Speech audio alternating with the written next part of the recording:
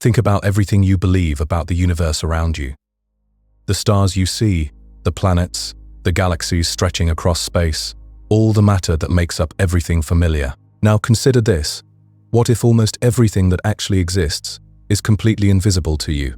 What if the universe you think you know is just a thin layer floating on top of something far more vast and mysterious?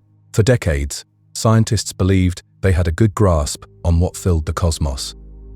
They counted stars, measured galaxies, and calculated the total amount of matter. But then something strange started showing up in their measurements. The universe was acting as though it contained far more mass than anyone could see. Galaxies were spinning too fast, clusters were holding together too tightly, and light was bending around objects in ways that didn't match the visible matter. The cosmos wasn't behaving according to the rules. Scientists thought they understood. Reality, it turns out, isn't as simple as it appears, and scientists have been surprised to find themselves wrong about some of their most basic assumptions about what exists. In this video, we'll explore the mystery of dark matter and discover how most of the universe remains hidden from view. If you like these videos, I would appreciate if you clicked like or subscribed, as it's important for the channel and it helps others find it too, just like you did. Thank you. Now, let's get started. The night sky whispers secrets that our eyes simply cannot catch. When we peer upward into that vast darkness, we're seeing only the tiniest fraction of what's actually there. Most of the universe remains completely hidden from us, like a massive stage production where we can only glimpse the actors while the entire set, the props, and most of the cast stay invisible. This invisible majority goes by the name dark matter, though the name itself tells us almost everything we know about it. It's matter, and it's dark. Beyond that, we're mostly guessing. But sometimes the most profound mysteries hide in the simplest descriptions. Here's something that might make you pause for a moment. About 85% of all the matter that exists in the universe is completely invisible to us. Every single thing you've ever touched, every star you've ever seen, every galaxy captured by our most powerful telescopes, all of it combined, makes up just 15% of the matter that's actually out there. Think about that for a second. The familiar world, everything that seems solid and real and present, is actually the exception rather than the rule. We're living as a tiny visible minority in a universe dominated by something we can't directly detect. The story of how we discovered this invisible majority starts with stars that wouldn't behave properly. Astronomers were measuring how fast stars move as they orbit around the centers of their galaxies. According to everything we understood about gravity, stars farther from the center should move more slowly, like planets in our solar system where distant Neptune crawls along much slower than speedy Mercury. But when they actually measured these stellar speeds, something strange appeared. The outer stars weren't slowing down at all. In fact, many were moving just as fast as stars much closer to the galactic center. Some were even moving faster. This created a real puzzle. Those fast-moving outer stars should have been flung out into space long ago. The visible matter in the galaxy simply didn't have enough gravitational pull to keep them in line. Yet there the stars were, held in stable orbits, as if something massive was gripping them invisibly. It was like watching a ball swing around on a string, except you couldn't see the string, and the ball was moving too fast for any string you could imagine. But somehow, it stayed in its perfect circle anyway. The first reaction was to look harder, to build better telescopes, to develop more sensitive instruments. Maybe this extra matter was just very dim, or very small, or hiding in some way that better technology could reveal. Decades passed, and our tools became incredibly sophisticated. We can now detect the faintest whispers of light from galaxies billions of light years away. But this extra matter continued its perfect vanishing act. It didn't glow, it didn't reflect light, it didn't block light, it didn't scatter light. Every trick that astronomers normally use to study distant objects simply failed. Yet, the gravitational effects kept showing up, stronger and clearer with every measurement. Eventually, scientists realized They were dealing with something fundamentally different from ordinary matter. This wasn't just dim matter or distant matter. This was matter that interacts with gravity, the way all matter does, that apparently ignores light entirely. It's as if the universe contains two completely separate categories of stuff, one that participates in the electromagnetic dance we call light, and another that sits out that dance completely. What's particularly fascinating is how this invisible scaffolding shapes everything we can see. Dark matter seems to form vast web-like structures throughout the universe. These invisible frameworks act like cosmic construction sites where ordinary matter can gather and condense. Gas clouds settle into the gravitational wells created by dark matter. Stars form within these invisible nurseries. Entire galaxies grow up inside dark matter halos, like cities built within invisible boundaries that were laid out long before the first building appeared. Without this hidden architecture, galaxies wouldn't form the way they do. The visible universe owes its structure to foundations we cannot detect directly. There's something almost poetic about the relationship between the seen and unseen cosmos. The stars and galaxies we admire are like flowers growing in invisible soil. The dark matter doesn't seek attention or recognition. It simply creates the conditions where beauty can emerge, then steps back into its permanent shadows. Galaxy clusters, those vast collections of hundreds or thousands of galaxies, reveal dark matter's influence most clearly. These clusters hold together across millions of light years, bound by gravitational forces that the visible matter alone could never provide. The galaxies within these clusters move like dancers following choreography written by an invisible hand. When clusters collide, which happens over hundreds of millions of years, we can actually watch dark matter and ordinary matter separate from each other. The ordinary matter, slowed down by electromagnetic interactions, lags behind, while the dark matter passes through almost unaffected. These cosmic crashes give us some of our best evidence that dark matter truly exists as something separate from the ordinary atoms that make up everything familiar. Perhaps the strangest aspect of dark matter is how completely separate it seems from our everyday experience. You're surrounded by it right now, billions of dark matter particles likely passing through your body every second. But they interact so weakly with ordinary matter that they leave no trace, no sensation, no effect we can measure directly. It's like sharing the universe with ghosts that have mass, but no other physical presence. They shape the cosmos through gravity alone, then vanish from every other form of detection. This invisible ocean of particles flows through planets, through stars, through entire galaxies, participating in the universe's gravitational symphony, while remaining silent to every other sense we possess. The search for dark matter continues in laboratories buried deep underground, shielded from cosmic rays and other interference. Scientists hope to catch just one direct interaction between a dark matter particle and ordinary matter. Even a single confirmed detection would open an entirely new window into the hidden majority of our universe. Meanwhile, the dark matter continues its patient work, clustering and flowing, building the invisible architecture that holds everything together, indifferent to our efforts to understand it, content to remain the universe's greatest mystery. The cosmos carries a presence we cannot touch, cannot see, cannot hear. It passes through our bodies every second, without leaving any trace. Yet it shapes the movement of entire galaxies. When you really think about this, it changes how you picture space itself. Instead of vast emptiness punctuated by scattered stars, the universe becomes something more like an ocean, filled with invisible currents that guide everything we can actually observe. Scientists estimate that about 85% of all matter in the universe exists in this hidden form. That means everything we can see, every star, every planet, every glowing cloud of gas, represents just the visible tip of a much larger reality. It's similar to watching dancers on a stage, focusing on their movements, while remaining completely unaware of the music that guides every step. This invisible matter doesn't interact with light at all. It doesn't absorb photons, doesn't reflect them, doesn't emit them. Light passes right through it, as if it weren't there, yet its gravitational pull is enormous. Without this hidden mass, galaxies would simply fly apart. The stars we see spinning around galactic centers are moving too fast to stay in orbit unless there's far more mass present than what we can detect. Galaxy clusters provide even more dramatic evidence. These massive collections of galaxies are held together by gravity, but the visible matter isn't nearly enough to create the gravitational glue required. Something else must be there, something with tremendous mass, keeping these cosmic cities from scattering into the void.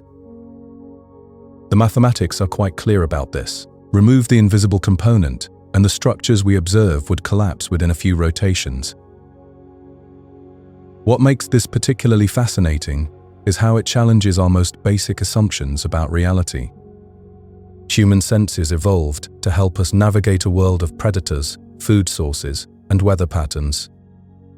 Our eyes detect a narrow slice of electromagnetic radiation because that particular range of light helps us survive on Earth. But the universe operates according to rules that have nothing to do with what helped our ancestors avoid being eaten by large cats. This creates an interesting philosophical tension. We tend to trust what we can see, what we can measure directly. Yet here's something that reveals itself only through its effects on other things. It's like knowing someone is in the room because you can hear their footsteps, even though they remain completely invisible. The footsteps are real. The person is real. The person is real, but they exist outside your ability to perceive them directly. Computer simulations help illustrate just how crucial this hidden matter really is. When researchers model galaxy formation, using only the visible components, nothing works properly. Stars and gas don't clump together in the right ways. Spiral arms don't form. Large-scale structures don't develop, but add the invisible mass, and suddenly everything falls into place. Galaxies emerge naturally from the calculations, complete with the shapes and rotation patterns we actually observe. These simulations reveal something else remarkable. The invisible matter doesn't just exist around galaxies, it forms enormous halos that extend far beyond the visible edges. If you could somehow see these halos, every galaxy would appear to be floating inside a much larger, more massive sphere. These spheres overlap and interact, creating a vast web of invisible architecture that spans the entire observable universe. The implications ripple outward in unexpected directions. Consider what this means for our place in the cosmic story. Earth sits within the Milky Way, which sits within a halo of invisible matter roughly 10 times more massive than all the stars combined. We're embedded in something we cannot sense, something that influences the motion of our entire stellar neighborhood, something that has been guiding cosmic evolution for billions of years. This realization can shift your perspective on existence itself. Instead of feeling isolated on a small planet, in empty space, you become aware of being part of a much richer, more interconnected reality. The universe isn't mostly empty after all. It's mostly full of something we simply haven't learned to detect yet. This hidden component isn't separate from the visible world. It's intimately connected to everything we can see. Scientists continue searching for direct evidence of what this invisible matter might actually be. Deep underground laboratories house sensitive detectors, waiting to catch the extremely rare interaction between ordinary matter and whatever particles make up the hidden component. Space-based telescopes map the gravitational effects with increasing precision, revealing more details about how this unseen scaffolding is distributed throughout the cosmos. Some researchers explore the possibility that our understanding of gravity itself needs modification. Maybe there isn't any invisible matter at all. Maybe gravity behaves differently on cosmic scales than our current theories predict. This would require rewriting some fundamental physics, but it would eliminate the need for vast quantities of undetectable particles. Either way, the mystery points towards something profound about the nature of reality. Whether we're dealing with new particles or new physics, the universe clearly operates in ways that extend far beyond everyday human experience. This isn't necessarily unsettling. It can be oddly reassuring to know that existence is richer and more complex than what our senses reveal. The story continues to unfold through careful observation and mathematical analysis. Each new survey of distant galaxies, each improved computer simulation, each underground detection experiment adds another piece to the puzzle. The invisible presence remains elusive, but its influence becomes clearer with every measurement. Perhaps the most remarkable aspect of this entire situation is how it demonstrates the power of indirect reasoning. We cannot see the hidden matter, but we can trace its fingerprints throughout the cosmic landscape. Every rotating galaxy, every gravitational lens, every large-scale structure bears the signature of something that refuses to reveal itself through light, yet shapes the universe in the most fundamental ways possible. When you think about the cosmos, there's something deeply unsettling about the idea that most of it might be invisible to us.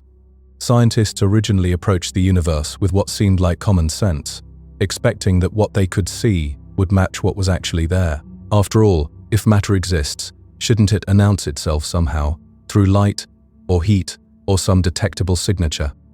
The early days of cosmic measurement felt reassuringly straightforward. Astronomers would point their instruments toward distant galaxies, count the stars they could observe, measure the brightness of gas clouds drifting between them, and calculate the total mass from these visible components. For a time, the universe appeared to follow the rules we understood, vast but comprehensible, scaled in ways that made intuitive sense. But nature has a way of humbling our assumptions. As measurement techniques grew more sophisticated, the data began telling a different story entirely. Galaxies were behaving as if they contained far more material than telescopes could detect, holding themselves together with a gravitational grip that visible matter alone couldn't explain. The universe, it seemed, was heavier than it looked. Consider how a spinning galaxy should work. According to the physics we know, stars near the galactic center should race around quickly, while those in the outer regions should crawl along more slowly, just like planets in our solar system. Mercury zips around the sun in just 88 days because it's close and feels the full force of solar gravity. Neptune, sitting in the cold outer reaches, takes 165 Earth years to complete a single orbit because the sun's gravitational influence weakens with distance. This relationship isn't just a quirk of our particular solar system, it's a fundamental consequence of how gravity works across space. The same pattern should appear everywhere, from the smallest satellite orbiting a planet to the largest stars circling galactic centers. But when astronomers applied this logic to galaxies, they found something puzzling. The outer stars weren't moving slowly at all. Instead, they were racing around their galactic centers at speeds that should have sent them flying off into the void long ago. These stars were behaving as if they were embedded in something much more massive than what telescopes could reveal. Something that extended far beyond the visible edges of galaxies themselves. Perhaps even more remarkable is that this wasn't an isolated observation in one strange corner of the universe. Galaxy after galaxy showed the same inexplicable behavior, as if the cosmos were playing by rules that humans hadn't discovered yet. The pattern was so consistent that it ruled out simple measurement errors or unusual local conditions. Scientists did what scientists do. They questioned everything. They rechecked their distance calculations, knowing that errors in cosmic measurements can cascade into massive mistakes. They upgraded their instruments, searching for more sensitive ways to detect faint matter that might be hiding in plain sight. They hunted for vast clouds of cold gas or swarms of dim objects that could account for the missing gravitational influence. None of these efforts solved the fundamental problem. The numbers kept pointing toward the existence of matter that interacted gravitationally, but remained completely invisible to every form of electromagnetic radiation humans could detect. This mysterious material didn't seem to clump together like ordinary matter does. It didn't block starlight or create the glowing nebulae that make for such beautiful astronomical photographs.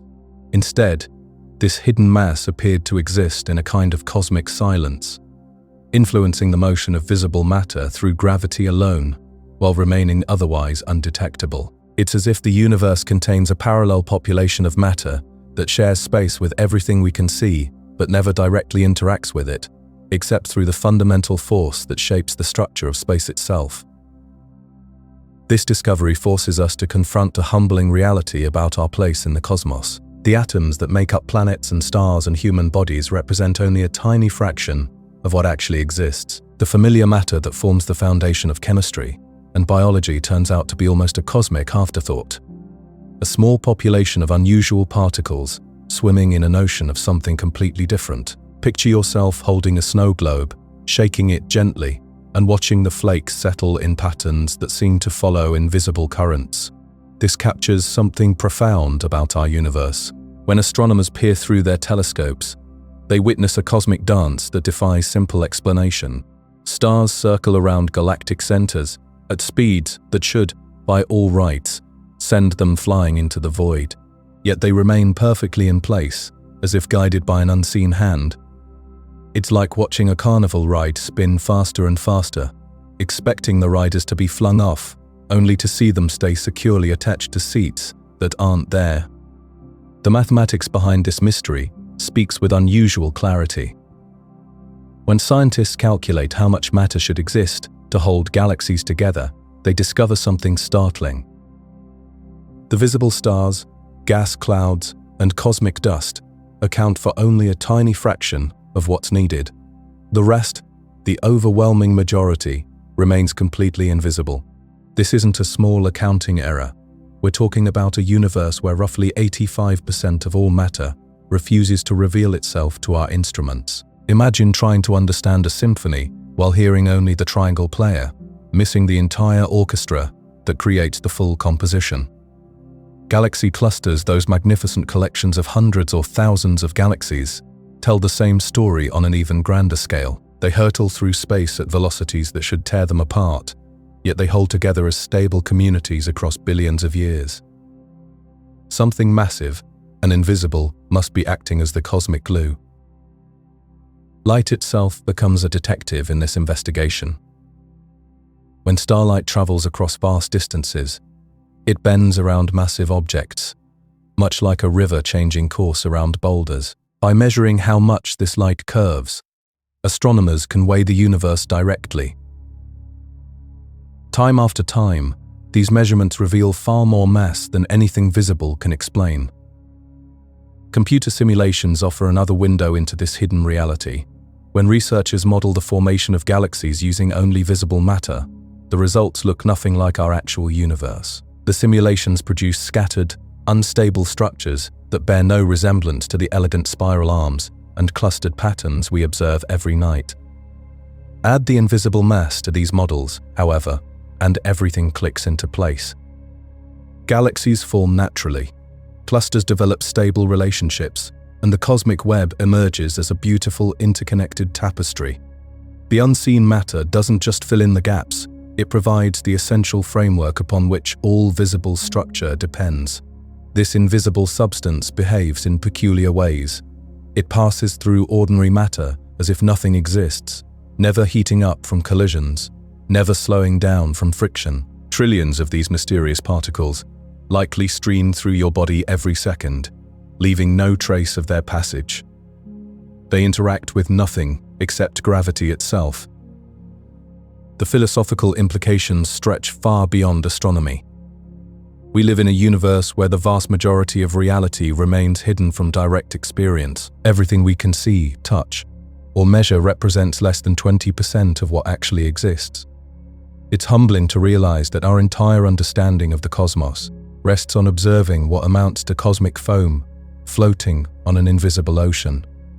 This discovery forces us to reconsider the nature of existence itself. For centuries, science progressed by studying what could be observed, measured, and tested.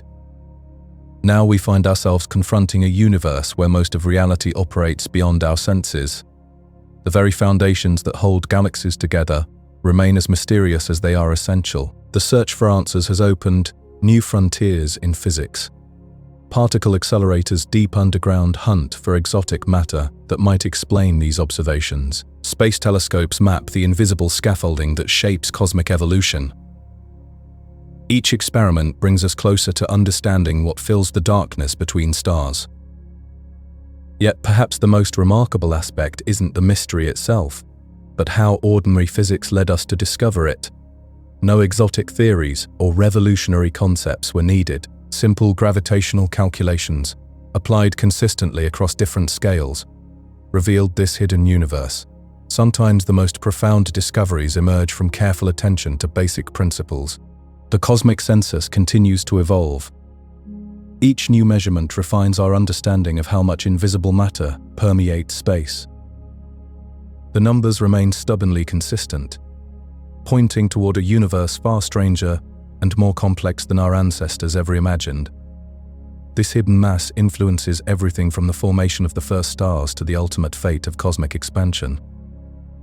It shapes the rate at which galaxies collide, determines where new star formation occurs, and guides the evolution of structure across billions of light years. We find ourselves living in a universe where the majority remains fundamentally invisible, detectable only through its gravitational influence on the small portion we can observe. It's a reminder that reality often exceeds the boundaries of direct experience, and that some of the most important truths reveal themselves not through what we can see, but through what we can deduce from careful observation of the visible world's behavior. When scientists started accepting that most of the universe remains invisible to us, they opened up fascinating questions about what forms this hidden material might actually take. The picture that emerges from observations stays remarkably consistent, no matter how you look at it. Every time researchers develop a new way to measure cosmic mass, they keep finding the same puzzling result. The stuff we can see, the stars and gas and dust, it just doesn't add up to the gravitational effects we observe everywhere. Think about it this way. You could spend your entire career counting stars in a galaxy, measuring every speck of dust, cataloging every bright object, and you'd still come up short. The gravitational pull is always stronger than what the visible matter can account for. This pattern shows up in individual galaxies. It appears in massive clusters of galaxies. It affects how light bends as it travels through space, and it even leaves its signature in the cosmic microwave background, that ancient afterglow from the early universe. Computer simulations that try to recreate how the large-scale universe formed also demand this extra mass to match what we actually observe. It's like trying to bake a cake and realizing you need more flour than the recipe calls for. Except in this case, the missing ingredient is invisible and makes up most of the cosmic pantry. This consistency across so many different types of evidence suggests something profound. Dark matter isn't just a convenient excuse scientists invented because their calculations didn't work out. It represents a genuine component of reality, something that plays by the same gravitational rules as everything else, but remains hidden from our direct perception. The philosophical implications here are quite striking when you really consider them. We live in a universe where most of what exists influences events without revealing itself to our senses. It's humbling, in a way, to realize that our most sophisticated instruments can only detect a small fraction of what's actually out there, shaping the cosmic environment around us. This revelation also changes how we think about our place in space. Earth isn't floating through empty void, as it might appear on a clear night. Instead, our planet moves through regions filled with this unseen matter. Now, before you start worrying, dark matter doesn't seem to affect us in any noticeable way in our daily lives. It's not dangerous. It doesn't interfere with our electronics. It doesn't change the weather. But it does mean that reality is far more complex and layered than what our evolved senses can perceive. The gravitational landscape that guides the motion of stars and galaxies reflects this hidden architecture. Both visible and invisible components work together to create the cosmic structures we observe, like an intricate dance where most of the dancers remain invisible to the audience. When researchers started thinking seriously about how this hidden mass affects observable structures, galaxies became even more mysterious.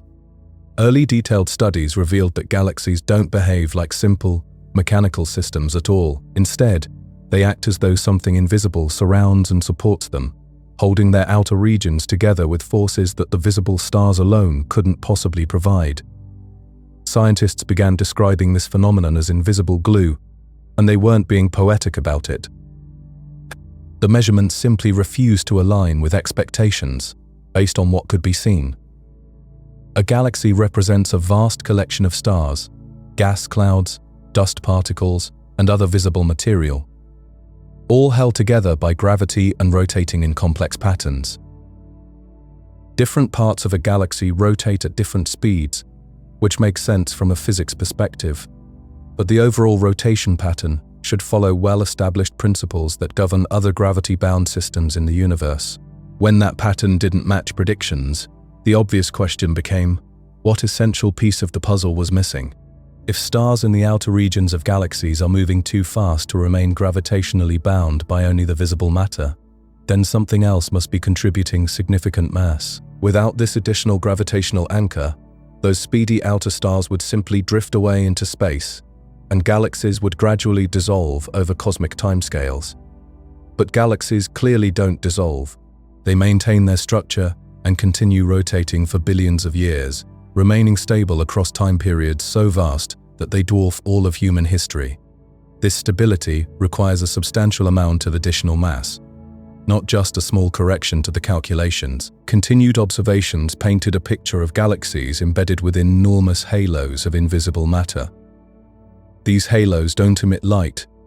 They don't show up in photographs, but their gravitational influence becomes obvious when you track how stars move within their domains. The visible portion of each galaxy, all those bright stars and glowing gas clouds, represents just the central region of a much larger mass distribution. These dark matter halos extend far beyond the last visible star, spreading outward into the cosmic darkness with no sharp boundaries. The stars orbiting at a galaxy's edges aren't being held in place by the bright material they orbit alongside. Instead, they're responding to the gravitational pull of this invisible halo, which contributes most of the galaxy's total mass. The invisible glue metaphor captures something important about how this works, though it's not sticky in any conventional sense.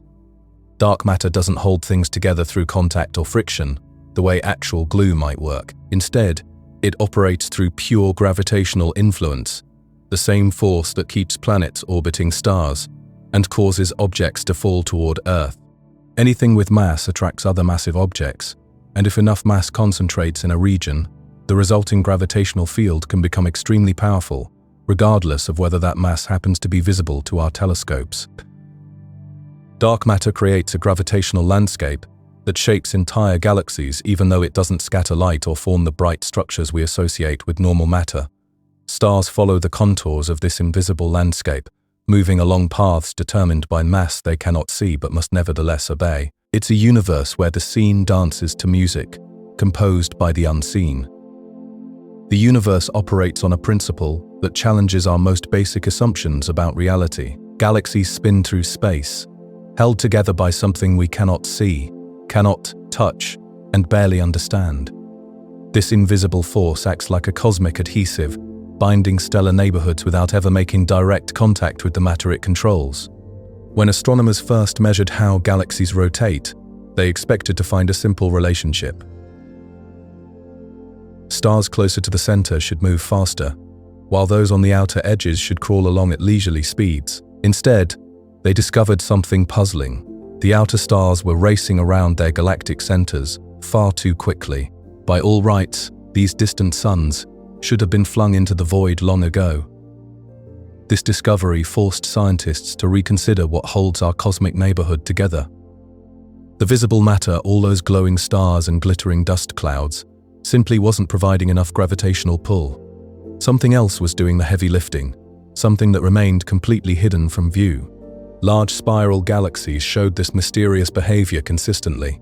Their rotation curves stayed flat when they should have dropped off sharply. Smaller galaxies displayed even more extreme examples of this phenomenon. Some tiny dwarf galaxies contained so little visible matter that they should have dissolved completely.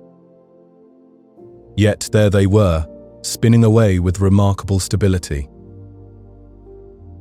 The invisible component had to be providing most of the gravitational influence. This wasn't happening in just a few unusual cases.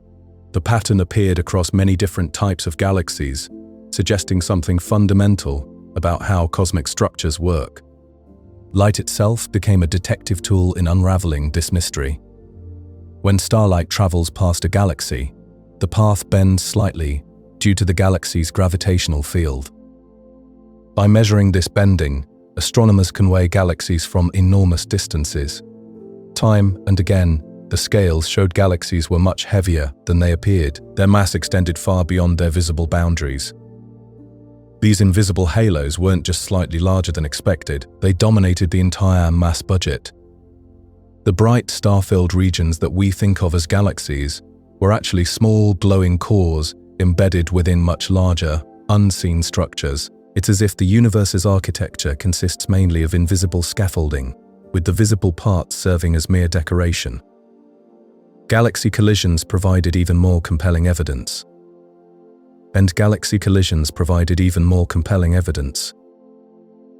When two galaxies pass through each other, their stars rarely collide directly.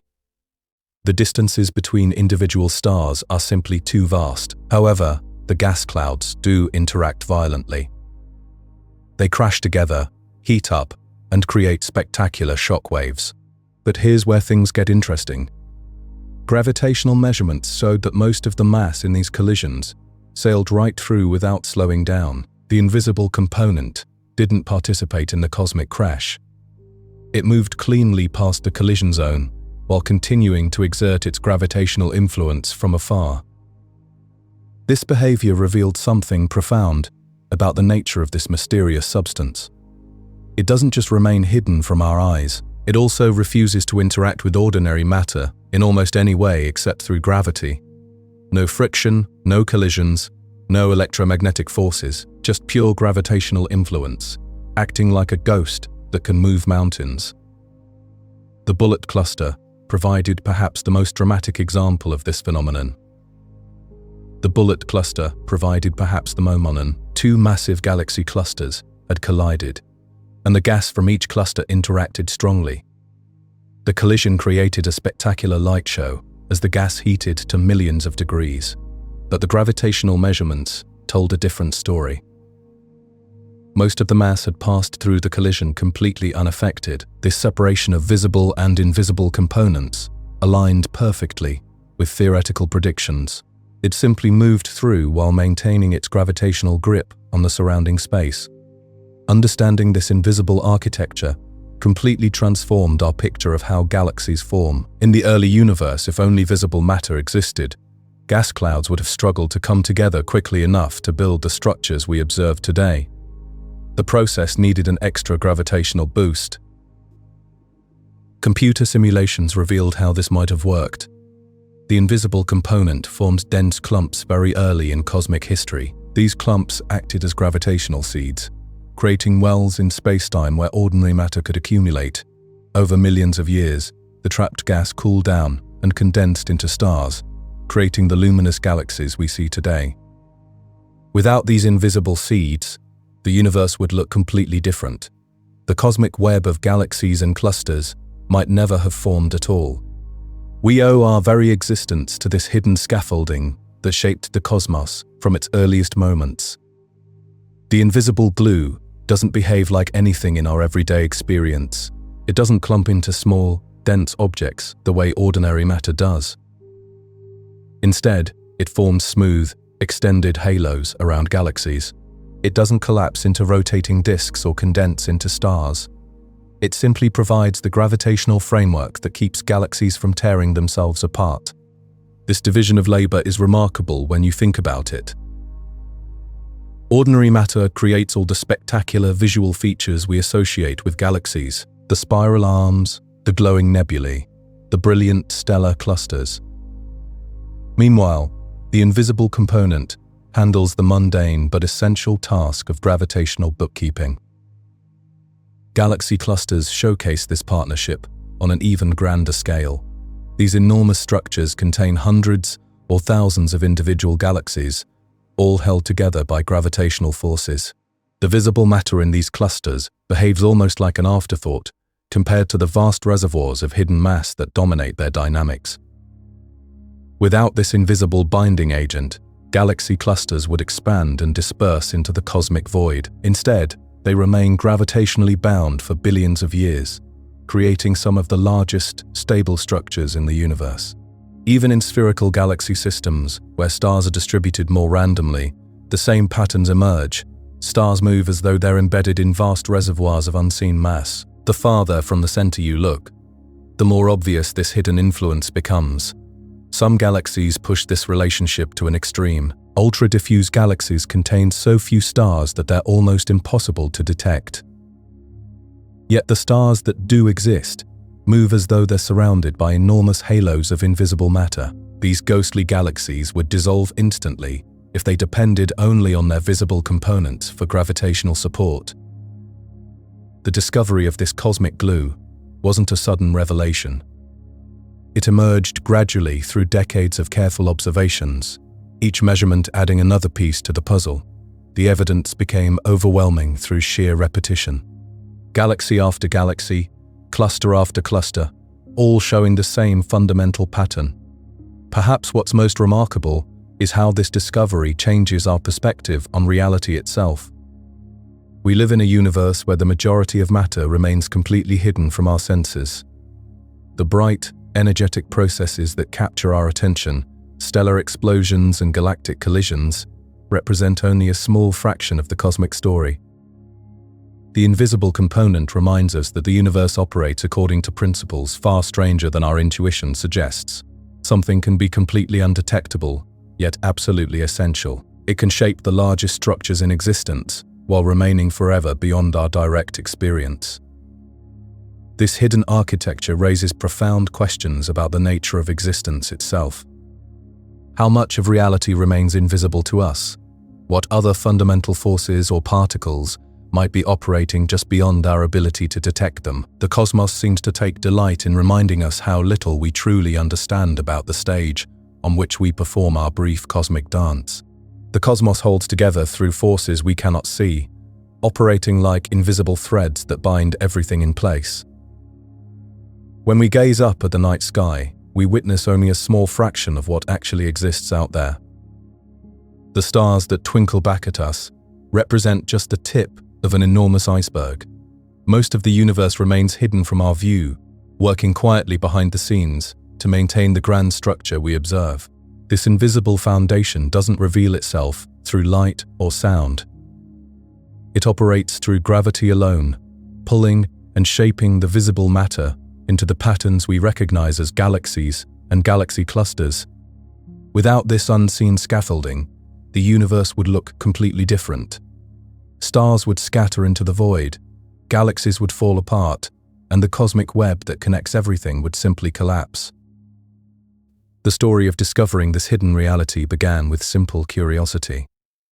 Astronomers weren't hunting for mysterious matter when they first stumbled upon these clues. They were just doing what scientists do best, measuring things and trying to understand how they work. They pointed their telescopes at distant galaxies, tracked their movements, and expected everything to follow the familiar rules of physics. Back in the 1930s, a Swiss researcher was studying groups of galaxies that hung together in space like cosmic neighborhoods. These galaxy clusters contained hundreds or thousands of individual galaxies, all orbiting around their shared center of mass. He wanted to figure out how much stuff was actually in these clusters, so he watched how fast the galaxies moved. His logic was perfectly sound. Fast-moving galaxies need a lot of gravitational pull to keep them from flying away into empty space. Just like a ball thrown too hard will escape Earth's gravity, galaxies moving too quickly should escape their cluster's gravitational grip. By measuring their speeds, he could calculate how much mass the cluster needed to hold everything together. The numbers didn't make sense. The galaxies were moving so fast that the cluster should have contained at least 5 times more mass than what telescopes could actually see. This wasn't a small discrepancy that could be explained by measurement errors. The missing mass was enormous, dwarfing everything that shone with visible light. Most scientists at the time assumed something was wrong with the measurements. The tools available back then were primitive compared to what we have today. Estimating distances to far-off galaxies was incredibly difficult, and small errors could throw off the entire calculation. The idea that most of the universe was invisible seemed too strange to accept without better evidence. For decades, astronomers expected that improved technology would solve the puzzle. They figured that more precise instruments would reveal the missing matter, or show that the original calculations were simply wrong. This seemed like the most reasonable explanation. After all, extraordinary claims require extraordinary evidence, and the notion of invisible matter certainly qualified as extraordinary. But the mystery only deepened as technology improved. When astronomers turned their attention to individual galaxies instead of galaxy clusters, they found the same troubling pattern repeated on a smaller scale. They could now measure how fast stars orbited around the centers of spiral galaxies, creating detailed maps of galactic rotation. These rotation curves revealed something unexpected. In our solar system, planets farther from the Sun move more slowly than those closer in. Mercury races around its orbit much faster than distant Neptune. This happens because most of the solar system's mass sits concentrated in the Sun, at the center. The same principle should apply to galaxies, with most of their mass concentrated in the bright central bulge. Instead, astronomers discovered that stars at the outer edges of galaxies moved just as fast as those closer to the center. The rotation curve stayed flat instead of dropping off as expected. This meant that galaxies must contain enormous amounts of additional mass spread throughout their outer regions, mass that doesn't shine or emit any detectable radiation. Galaxy after galaxy showed the same pattern. Spiral galaxies, elliptical galaxies, dwarf galaxies, they all seem to be embedded in vast halos of invisible matter. The visible stars and gas clouds that we can photograph represent only about 1/5 of the total mass present. The other 4/5 remains completely dark, detectable only through its gravitational effects. This discovery forces us to confront a humbling reality about our place in the cosmos. The universe we can see and touch and measure directly represents just a tiny fraction of what actually exists. We live in a reality where the majority of matter operates according to rules we don't yet fully understand, using physics that remain largely mysterious. The implications ripple outward in fascinating ways. Every photograph of a galaxy shows us only the glowing tip of a much larger, invisible structure. The beautiful spiral arms and star-forming regions that capture our imagination float within enormous dark scaffolds that guide their motion and evolution. These cosmic lighthouses beam their signals across billions of years, but they're really just passengers riding along invisible currents of gravity. Scientists have spent decades trying to identify what this dark matter actually is. They've proposed exotic particles that interact only through gravity, ignoring electromagnetic forces entirely. These particles would pass right through ordinary matter like ghosts, accumulating in vast clouds around galaxies without ever colliding with atoms or emitting photons. Underground laboratories now house incredibly sensitive detectors, waiting patiently for dark matter particles to bump into specially prepared targets. Space telescopes map the gravitational effects of dark matter by observing how it bends light from distant sources. Computer simulations model how dark matter might have clumped together in the early universe, forming the invisible framework upon which visible matter could later condense. The search continues across multiple frontiers simultaneously. Particle physicists smash atoms together at tremendous energies, hoping to create dark matter particles in laboratory conditions. Astronomers study the cosmic microwave wave background radiation, looking for subtle imprints left by dark matter's influence in the universe's infancy.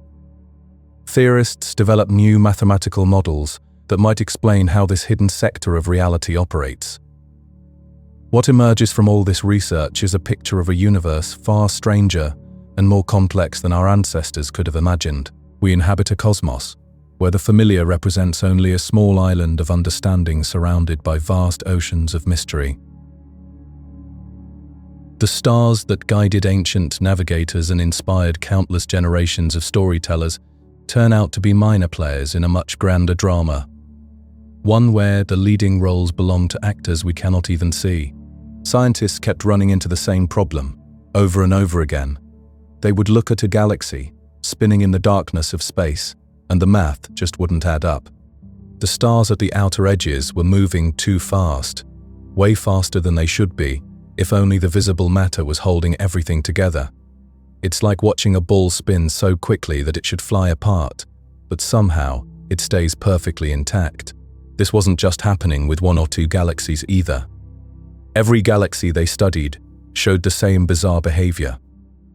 The rotation curves, those graphs that show how fast things move at different distances from the center, were completely wrong according to everything scientists thought they knew about gravity and mass. When you really think about it, this tells us something profound about our place in the universe. We've built our entire understanding of reality based on what we can see, what gives off light, what our instruments can detect. But here was evidence that most of the universe might be completely invisible to us. The researchers tried everything they could think of to explain this mystery. Maybe there were lots of faint stars they couldn't see, or massive clouds of cold gas floating around in the darkness. They pointed their telescopes into the infrared spectrum, looking for anything that might be hiding from visible light. But no matter how hard they searched, they couldn't find enough ordinary matter to account for what they were seeing. Galaxy clusters presented an even bigger puzzle. These enormous collections of galaxies, some of the largest structures in the universe, were behaving as if they contained far more mass than anyone could detect. The galaxies within these clusters were moving around each other in ways that suggested the presence of something massive, something that was pulling on them gravitationally, but remaining completely hidden. It makes you wonder what else might be out there, invisible and undetectable, shaping our reality in ways we can't even imagine.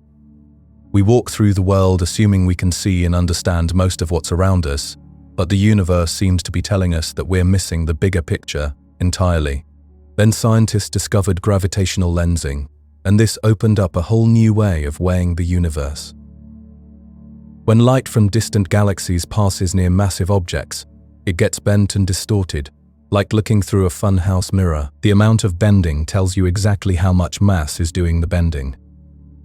And once again, the results were shocking. The lensing maps showed mass concentrations that had nothing to do with the bright, visible parts of galaxies and clusters.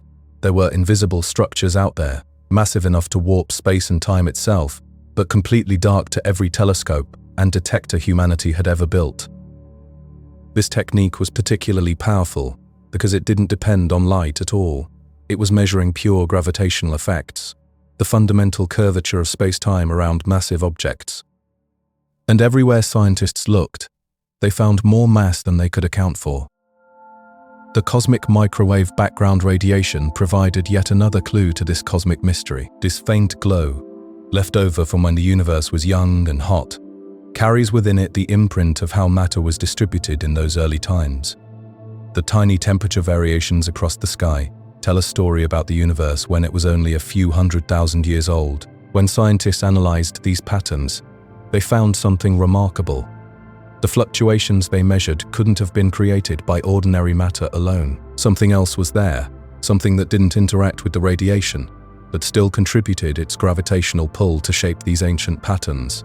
It's humbling to realize that we're seeing evidence of invisible structures that existed when the universe was still in its cosmic infancy. These patterns in the microwave background are like fingerprints left by dark matter, proof that this mysterious substance was already playing a crucial role in shaping reality billions of years ago.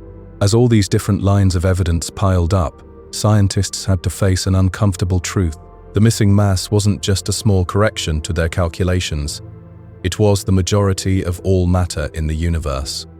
Everything we can see, every star and planet and galaxy, represents only a tiny fraction of what's actually out there. This realization fundamentally changed how astronomers approach their work. Instead of just building bigger telescopes to see fainter objects, they had to develop entirely new ways of studying the universe. Motion became a tool for detecting invisible mass. The bending of light became a method for mapping dark structures. Temperature variations became clues about matter that refuses to show itself directly. It's a profound shift in perspective, really. For centuries, astronomy was about looking up at the sky and cataloging what you could see. Now, it's become a detective story, using indirect clues to trace the influence of something that might be all around us but completely undetectable by conventional means. The search for ordinary explanations eventually hit a wall. Astronomers looked for brown dwarfs, those failed stars that barely shine. They searched for rogue planets drifting through the darkness between stars. They considered massive black holes and neutron stars and every other exotic object they could think of. But none of these possibilities could account for the sheer amount of missing mass the observations demanded. Whatever was out there had to be fundamentally different from ordinary matter. It couldn't emit light, absorb light, or reflect light. It couldn't form stars or planets or any of the bright structures that fill our telescopes. Its only calling card was gravity, the way it pulled on visible matter and bent the fabric of space around it. This led to a strange new picture of the universe, one where the familiar world of atoms and molecules and electromagnetic radiation exists like a thin foam floating on top of a vast ocean of invisible matter.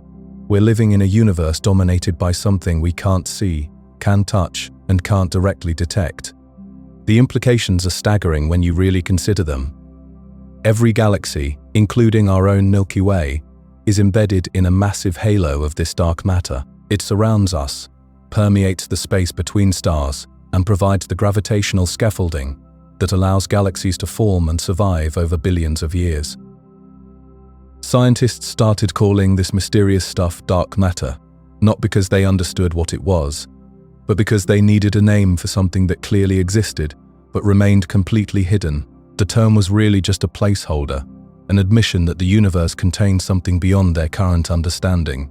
Theoretical physicists began exploring what forms this invisible matter might take. They considered exotic particles that had mass but no electromagnetic interactions, strange relics from the early universe that survived in vast quantities but remained forever hidden from direct observation. These weren't just wild speculations, but serious attempts to understand what kind of matter could have the properties the observations demanded. The recognition that most of the universe is invisible has philosophical implications that we're still grappling with. It suggests that human perception, and even our most sophisticated instruments, can only access a small slice of reality. We've spent thousands of years developing our understanding of the world based on what we can see and measure, only to discover that we've been missing the biggest part of the story all along. This invisible matter isn't just sitting passively in space either. It's actively shaping the evolution of the universe, determining where galaxies form, how they grow, and how they interact with each other over cosmic time. The visible universe we see is really just the tip of an enormous iceberg, a thin layer of luminous matter floating on a vast sea of darkness. The search for dark matter has become one of the greatest detective stories in science. Researchers are building increasingly sensitive detectors, hoping to catch a dark matter particle as it passes through the Earth. Others are smashing particles together at incredible energies, trying to create dark matter in laboratory conditions. Still others are mapping its distribution across the sky, tracing its invisible presence through its gravitational effects. What's remarkable is how this mystery emerged, not from theoretical speculation, but from careful observations of the real universe. Scientists didn't set out to discover dark matter, they stumbled across evidence for it while trying to understand how galaxies and galaxy clusters behave. The universe itself forced this revelation upon them. And perhaps that's the most profound lesson of all. Reality has a way of being stranger and more complex than we imagine. Just when we think we understand the fundamental nature of the cosmos, it reveals new mysteries that challenge our most basic assumptions about what exists and how we can know it. When we think about how things move in space, we naturally expect them to follow certain rules. These rules come from gravity, something we understand pretty well. The more massive an object is, the stronger it pulls. The farther away you are, the weaker that pull becomes. Simple enough. Stars inside galaxies should dance to this same rhythm. Near the center of a galaxy, where most of the bright stuff sits, stars should zip around quickly. Out at the edges, where there's less visible matter pulling on them, they should crawl along much more slowly. Think of it like our solar system, where Mercury races around the Sun, while Neptune takes its sweet time. But when astronomers started actually measuring how fast stars move at different distances from galactic centers, something strange emerged. The outer stars weren't slowing down like they should. They kept moving at nearly the same speed as the inner ones. This was like discovering that Pluto somehow orbits the Sun as fast as Earth does. The first reaction was to double-check everything. Maybe there were calculation errors, or perhaps the instruments weren't working right. But the measurements kept coming back the same. Galaxy after galaxy showed this bizarre pattern. Stars on the outskirts were moving so fast that, mathematically speaking, They should have been flung out into the void long ago, yet there they were, happily orbiting their galactic homes as if held by invisible hands. This discovery forced astronomers to confront an uncomfortable possibility. Either our understanding of gravity was completely wrong, or galaxies contained far more matter than anyone could see. The stars were essentially tattling on the universe, revealing secrets through their motion that no telescope could capture directly. Consider what this means on a deeper level. Here we were, confident in our ability to survey the cosmos, cataloguing stars and measuring distances. We thought we had a decent inventory of what was out there. Then the universe quietly informed us that we'd been missing most of the story. The solution that emerged wasn't particularly comforting. Galaxies, it seemed, were embedded in enormous halos of invisible matter. This stuff, whatever it was, didn't shine, didn't reflect light, didn't interact with electromagnetic radiation in any detectable way. It was there purely as a gravitational presence, like a cosmic ghost that could move mountains but couldn't be photographed. These dark matter halos weren't small either. They extended far beyond the visible boundaries of galaxies, sometimes stretching 10 times farther than the farthest observable stars. Imagine if our solar system were surrounded by an invisible sphere of material reaching halfway to the nearest star. That's the scale we're talking about for galaxies. The distribution of this hidden mass had to be quite specific too. It couldn't be clumped up in the center, or the rotation curves would look different. Instead, it spread out in a roughly spherical shape, creating a gravitational well that galaxies sit inside like marbles in a bowl. What makes this even more remarkable is how universal the phenomenon appears to be. Spiral galaxies show it clearly. Elliptical galaxies hint at the same thing. Even tiny dwarf galaxies, which barely contain enough stars to qualify as galaxies at all, seem to be swimming in dark matter halos many times more massive than their visible components. Some of these dwarf galaxies are almost pure dark matter, with just a handful of stars sprinkled in. It's as if the universe decided to give us a few extreme examples to make the point absolutely clear. The visible stuff, the stars and gas and planets that make up everything we can directly observe, represents only a small fraction of what's actually out there. This realization fundamentally changed how we think about cosmic architecture. Galaxies aren't standalone islands of stars floating in empty space. They're more like the bright centers of vast invisible structures. The pretty spiral arms and glowing stellar nurseries that show up in photographs are just the tip of an enormous iceberg. Computer simulations confirmed this picture. When scientists tried to model galaxy formation using only visible matter, the results looked nothing like real galaxies.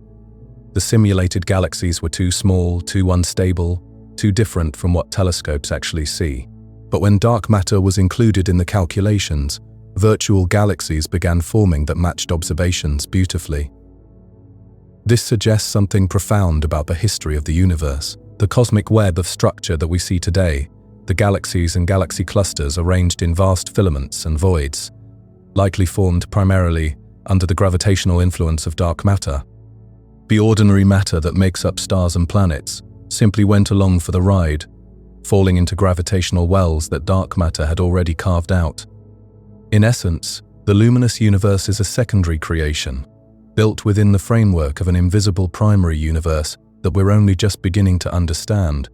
We've been studying the decoration while missing the architecture underneath. The philosophical implications are staggering. We pride ourselves on being observers, on using our senses and instruments to map reality. Yet here's definitive proof that the vast majority of the material universe remains completely hidden from direct detection. We know it exists only because of its gravitational fingerprints. This discovery also raises questions about the nature of matter itself. The atoms that make up our bodies, our planet, our sun, apparently represent only a small fraction of the matter in the universe. Most matter consists of something entirely different, something that doesn't form stars or planets or life as we know it.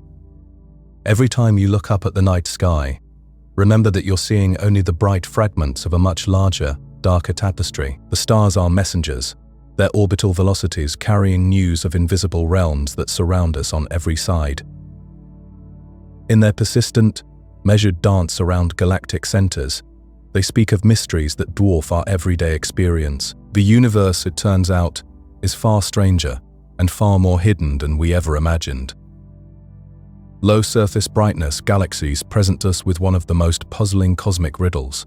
These faint, ghostly structures barely glow in the darkness of space, yet their stars zip around at remarkable speeds. When you think about it, it's like watching a barely visible merry-go-round spinning as fast as a brightly lit one. The math simply doesn't add up unless something invisible is pulling the strings. The universe seems to enjoy playing tricks on our expectations. A galaxy might shine with the brilliance of billions of suns, or it might whisper so faintly that we can barely detect it. Yet both types harbor the same mysterious influence. This invisible puppeteer doesn't care whether its stage is flooded with starlight or shrouded in darkness. The performance remains the same, rotation curves staying stubbornly flat when they should be dropping off dramatically. Gas clouds drift through galaxies like cosmic smoke, extending far beyond where the last stars fade away. These tenuous wisps become our detectives, revealing gravitational secrets in the empty-looking regions of space. Even where no stars dare to venture, the gas moves with purpose, following invisible highways carved by unseen mass. It's as if the entire galaxy sits within a vast, transparent bubble that guides every particle's dance. Consider how different galaxies can be from one another. Some pack dense, bright bulges at their centers, like cosmic lighthouses. Others spread their light more evenly, gentle and diffuse. Yet despite these dramatic differences in appearance, they all share the same gravitational signature. The unseen influence doesn't discriminate based on stellar architecture. It wraps around each galaxy like an invisible cocoon, indifferent to the particular way stars have arranged themselves within. Stars become unwitting messengers in this cosmic mystery. They follow their orbits faithfully, neither knowing nor caring about the debates raging among astronomers. Their movements trace the invisible landscape around them with mathematical precision. Each stellar orbit becomes a breadcrumb trail, leading us toward understanding something we cannot see or touch. The mystery extends beyond individual galaxies, into the realm of galactic neighborhoods. Entire clusters of galaxies bind together more tightly than their visible matter should allow. It's like watching a group of people holding hands in a circle, but the grip is stronger than their visible muscles could provide.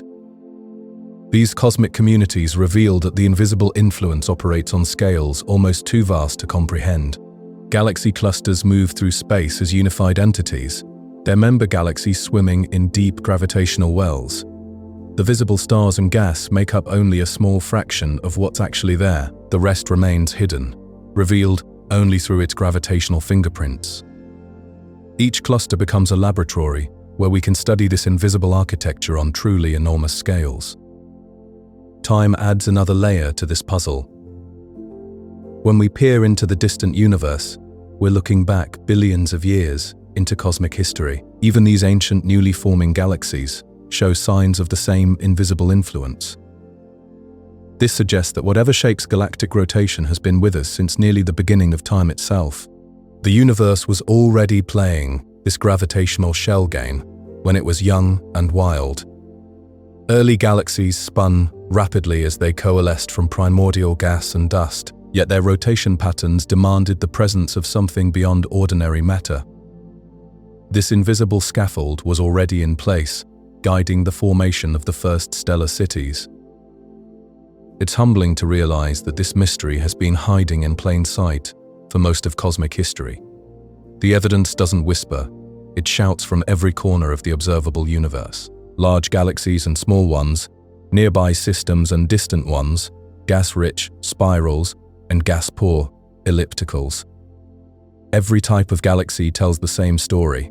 The consistency is almost eerie, as if the universe follows a secret recipe that we're only beginning to glimpse.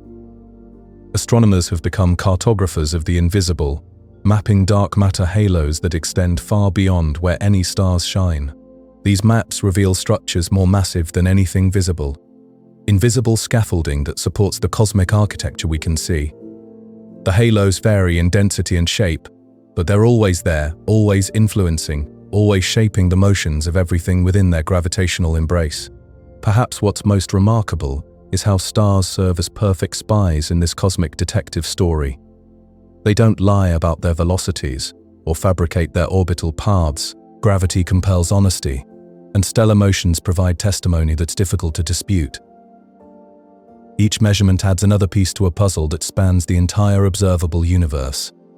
The invisible mass doesn't interact with light or ordinary matter in ways we can easily detect. It influences the cosmos purely through gravity, the most fundamental of nature's forces. This ghost-like quality makes it both frustrating and fascinating. We can map its presence with exquisite precision while remaining completely ignorant of its true nature. When astronomers started tracking how stars moved through space, they noticed something peculiar.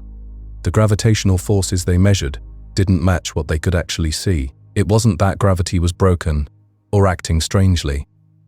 Gravity was doing exactly what it always does, but it was responding to something that wasn't there, at least not in any way they could detect. Think about it this way. When you drop an apple, it falls because gravity pulls it toward the Earth's mass.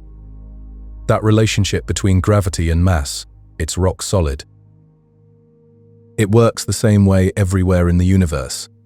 So when astronomers saw gravity pulling harder than it should, based on visible matter alone, they knew something else had to be contributing to that pull.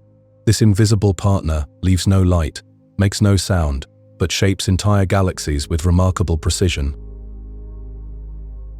You can't see it directly, but you can watch its influence play out across the cosmos. It's like watching footprints appear in sand, without seeing who's making them. The principle behind this discovery isn't new at all. When objects move under gravity's influence, their motion tells you how much mass is affecting them. This same idea helped us understand planetary orbits centuries ago. It guided early astronomers as they mapped the solar system. If something moves faster than expected, there's more mass pulling on it. If structures stay bound together when they should fly apart, additional mass must be holding them. These weren't wild guesses. They were applications of the same gravitational laws that govern falling objects right here on Earth. The stars and galaxies weren't breaking any rules. They were following them perfectly. That meant the missing piece wasn't a failure of physics, but evidence that something else was present. When researchers compared visible matter in galaxies with the gravitational strength needed to hold them together, the gap was enormous. Visible material accounted for maybe 20% of what galaxies required to stay intact. Outer stars moved at speeds that demanded far more mass than anyone could see. Even inner regions showed gravitational fields that didn't match their brightness. Extend these calculations to galaxy clusters, and the difference becomes even more dramatic. These massive collections of galaxies need tremendous amounts of mass to keep individual galaxies bound together. Without this unseen contribution, clusters should have dispersed billions of years ago. Yet they remain stable, moving in patterns that reveal gravitational fields far stronger than visible matter could produce. Here's where the philosophy gets interesting. We're confronting the limits of human perception in the most fundamental way. The universe doesn't organize itself according to what we can see. It organizes according to what actually exists, whether visible or not. Most of reality, it turns out, is hidden from our direct experience. This invisible partner isn't changing gravity itself. It's just giving gravity more mass to work with. The distinction matters because it shaped how astronomers understood the problem. The fundamental laws weren't broken. The inventory of matter was simply incomplete. Gravitational lensing provided another way to map this hidden mass. When light from distant galaxies passes near massive objects, it bends around them like water flowing around a stone. The amount of bending reveals how much mass is present, regardless of whether that mass glows. When astronomers compared these lensing maps to optical images, they found something striking. The regions of strongest bending often didn't align with the brightest objects. Mass distributions were wider and heavier than luminous material suggested. Light was failing to reveal the full picture, but gravity couldn't ignore what was really there. By following bent light rays, researchers traced invisible structures that didn't glow, yet accounted for most of the gravitational effects in those regions. This mismatch revealed that the unseen component wasn't just a minor correction, it was dominant. Visible matter contributed only a small fraction of total mass influencing gravitational behavior.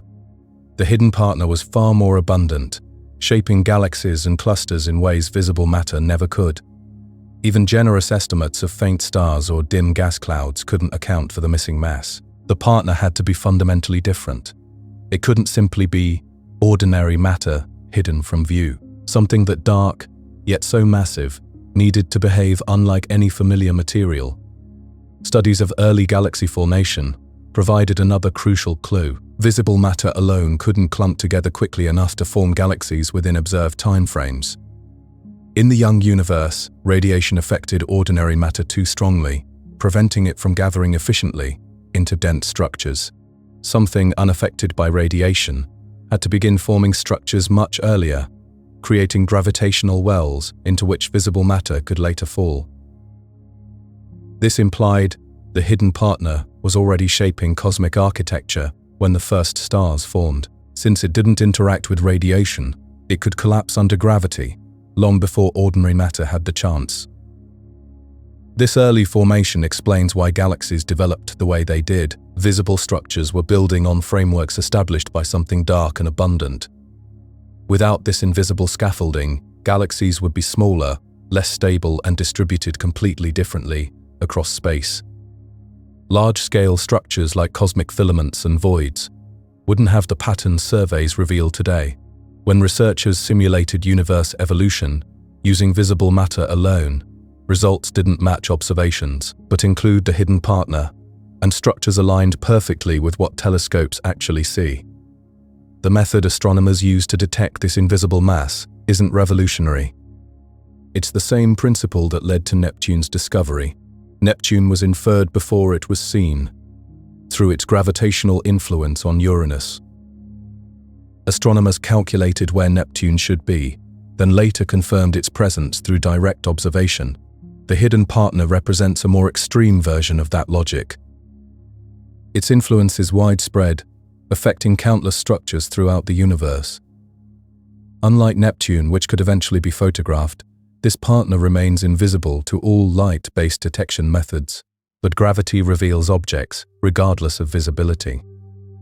In some galaxies, stars at the outer edges behaved as though total galactic mass was nearly 10 times greater than starlight indicated. This revealed that visible matter couldn't be the complete story. Stars, gas, and dust accounted for only a small fraction of what was actually there. This discrepancy wasn't rare or isolated. It appeared in nearly every galaxy where rotation speeds were measured carefully. The missing mass had to be a fundamental feature of cosmic structure, not some unusual exception. Since the partner couldn't be observed directly, astronomers turned to particle physics for possible explanations. The mass had to come from something with gravitational influence, but without electromagnetic interaction. This meant it wouldn't absorb or emit light. It wouldn't behave like atoms or molecules. It wouldn't participate in chemical reactions or form complex structures. Instead, it would exist primarily as a gravitational presence. This narrowed possibilities considerably. The partner might consist of particles with mass but no electric charge, or collections of such particles that don't form bonds familiar to ordinary matter.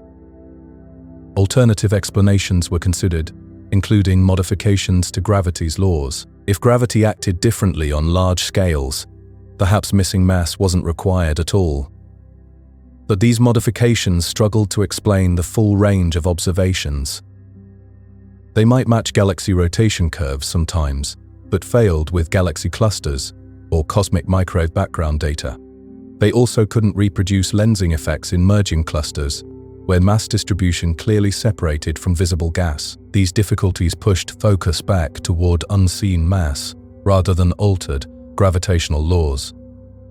The hidden partner doesn't clump like ordinary matter. It doesn't collapse into stars or form rotating disks.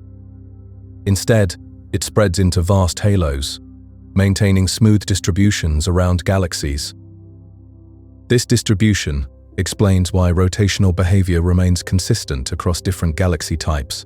Visible structure may vary dramatically, but halos shape overall gravitational environments. Stars follow paths dictated by halo mass distributions, which extend far beyond luminous galactic boundaries. Even though the hidden partner can't be seen, it behaves predictably through gravity. This predictability allows astronomers to map it indirectly. By tracking motions of stars, gas, and entire galaxies, researchers determine where invisible mass must be located. These maps show the partner component everywhere, supporting structures throughout the universe. It fills galaxy halos, permeates clusters, and contributes to the cosmic web's architecture. Even though it doesn't reveal itself through conventional means, its gravitational signature is unmistakable everywhere astronomers look. The partner's consistency across different systems suggests it represents a major component of reality, rather than some minor addition to familiar matter. This insight shapes how cosmologists interpret countless observations. Universe expansion rates, galaxy clustering patterns, and temperature fluctuations in ancient radiation all depend on total mass present. Without the hidden partner, cosmic behavior wouldn't match careful measurements. Include it, and results align beautifully with telescopic observations. Since gravity responds equally to all mass, the partner influences matter regardless of type. Visible and invisible components both contribute to gravitational fields shaping motion at every conceivable scale. This connection links tiny dwarf galaxies to vast clusters and large-scale structures. Various detection methods aim to glimpse the partner through subtle effects or rare interactions. But no confirmed detection has emerged yet. Despite this, gravitational evidence remains overwhelming. The universe behaves as though it contains far more mass than can be seen. This partner influences galactic behavior consistently, making it essential to cosmic landscape understanding. The idea of gravity having such a partner highlights limitations of relying solely on visible phenomena. Universe structure follows mass distribution, whether that mass glows or not. Light reveals only part of reality's picture. Gravity reveals the rest, painting a cosmos far richer and more mysterious than human eyes alone could ever perceive. We're left contemplating a universe where most of existence remains hidden, known only through its gentle but persistent gravitational whisper. Astronomers found themselves staring at a cosmic mystery. The stars and galaxies they could see weren't behaving the way they should. Something invisible was pulling at them, guiding their movements through space.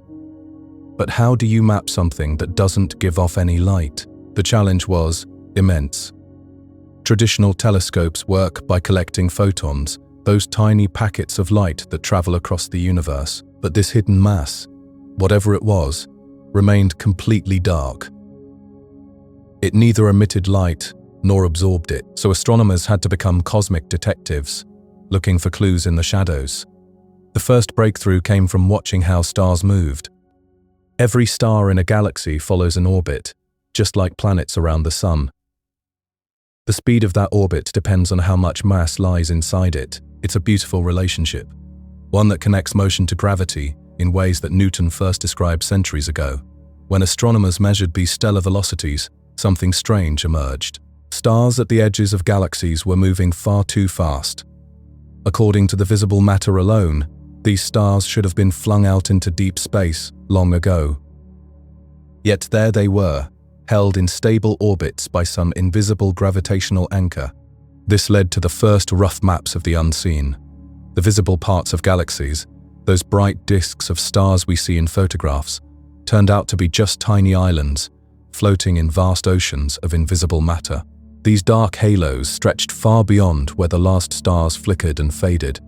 They were enormous, sometimes extending 10 times farther than the visible galaxy itself. Think about that for a moment. Every galaxy we see is like an iceberg. The beautiful spiral arms and glowing stellar nurseries are just the tip. The vast majority lies hidden beneath the surface of our perception. It makes you wonder what else in the universe we're missing, what other invisible architectures surround us without our knowing. Radio telescopes added another layer to these maps. Hydrogen gas drifts throughout galaxies, often extending farther than the stars themselves. This gas moves according to the same gravitational rules, and it told the same story. The rotation curves stayed flat, defying expectations based on visible matter alone. These early maps were crude, built from scattered data points and educated guesses, but they revealed something profound. The universe wasn't organized the way it appeared. The bright, shining parts weren't calling the shots. Instead, dark invisible structures were the real architects of cosmic order. As technology advanced, astronomers discovered they could map the invisible, using light itself as a tool. Massive objects bend space around them, and light follows those curves. When light from distant galaxies passes through regions of high mass, it gets deflected, stretched, and distorted. These distortions became signatures of the unseen. Gravitational lensing, as this effect is known, opened entirely new possibilities. Astronomers could now map mass distributions without needing any light from the dark matter itself. The technique worked like looking at shadows on a wall to figure out what objects were casting them. Weak lensing provided subtle but measurable distortions across thousands of galaxies. By analyzing these tiny shape changes, astronomers could reconstruct the mass distribution in the foreground. The resulting maps looked nothing like traditional astronomical images. Instead of bright stars and colorful nebulae, they showed clumps and filaments of invisible matter stretching across space. These weren't random distributions. The dark matter formed intricate patterns, networks of mass that connected galaxy clusters like highways in a vast cosmic city. Most remarkably, these invisible highways often passed through regions that appeared completely empty to optical telescopes. Strong lensing provided even more dramatic evidence. In the most massive galaxy clusters, background galaxies got stretched into beautiful arcs and rings. These Einstein rings, as they're called, allowed precise measurements of the mass distribution. Often, the center of mass didn't align with the brightest galaxies. The invisible component had its own geography, one that didn't follow the rules of ordinary matter. One of the most compelling discoveries involved colliding galaxy clusters. When two massive clusters slam into each other, the ordinary matter behaves differently than the dark matter. The gas clouds collide and heat up, glowing brightly in X-rays as they slow down from the impact. But the dark matter passes right through, like two swarms of ghosts moving past each other, without interaction. This separation between visible and invisible mass provided smoking gun evidence. The dark matter wasn't just ordinary matter that happened to be dark. It was something fundamentally different, something that could ignore the electromagnetic forces that govern normal matter. Large-scale surveys began mapping these invisible structures across enormous volumes of space. The results revealed a cosmic web of staggering complexity. Galaxies weren't randomly scattered through space. They followed dense filaments of dark matter, like pearls strung on invisible threads. These maps changed everything. Space wasn't mostly empty, with occasional islands of matter. Instead, it was filled with invisible scaffolding that guided the formation and evolution of everything we can see. Galaxy clusters formed at the intersections of these dark filaments. Cosmic voids marked regions where the invisible mass was sparse. Even our own Milky Way sits embedded within this dark architecture. We're surrounded by a halo of invisible matter that extends far beyond the visible stars. This dark halo shapes the orbits of satellite galaxies and influences how our galaxy moves through space. Dwarf galaxies provided some of the most extreme examples. These small, faint systems often contained barely any visible matter, yet their stars moved as if embedded in massive gravitational fields. Some dwarf galaxies appeared to be almost entirely dark matter, with just a thin frosting of stars and gas. This raised profound questions about the nature of matter itself. If most of the universe consists of something we can't see, touch, or directly detect, what does that say about our place in the cosmic order? We're not just rare in terms of life, we're made of rare materials.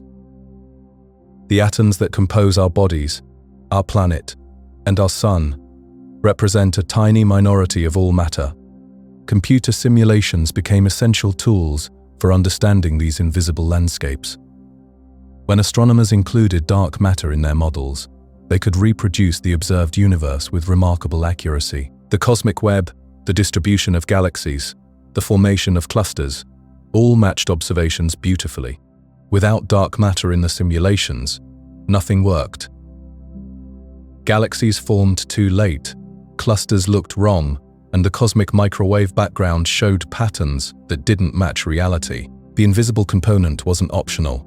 It was absolutely essential for explaining the universe we observe. Maps of the early universe derived from the cosmic microwave background showed that dark matter had been shaping structure from the very beginning. Tiny fluctuations in density, imprinted when the universe was less than 400,000 years old, grew over billions of years into the cosmic web we see today. This connection between past and present revealed dark matter's role as a cosmic architect. It didn't just fill space randomly, it organized it.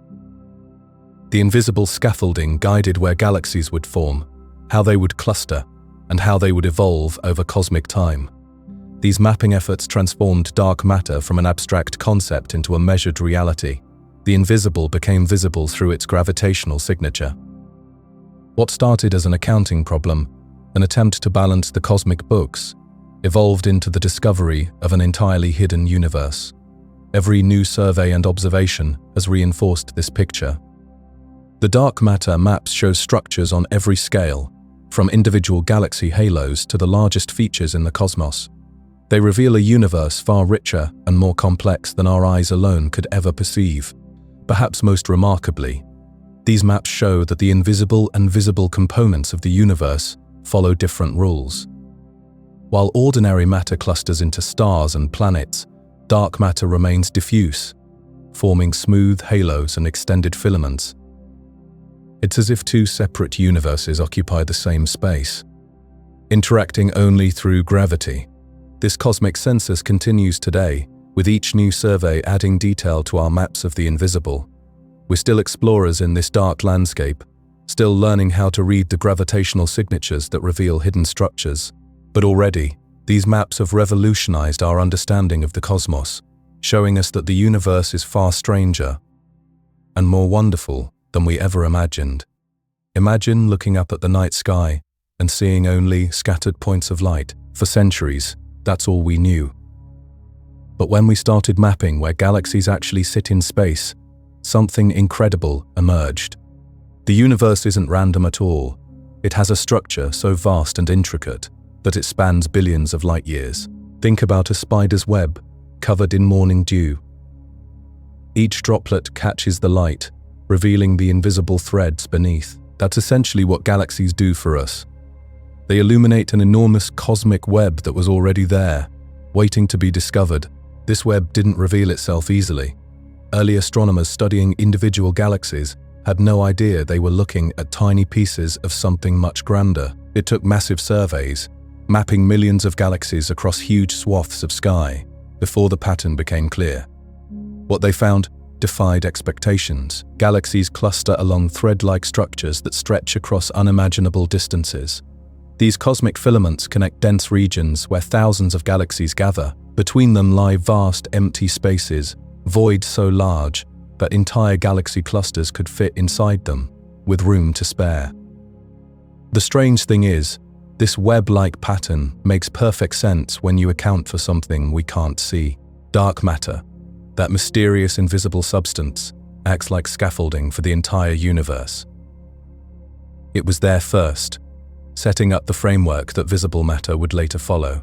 Picture construction workers building a skyscraper.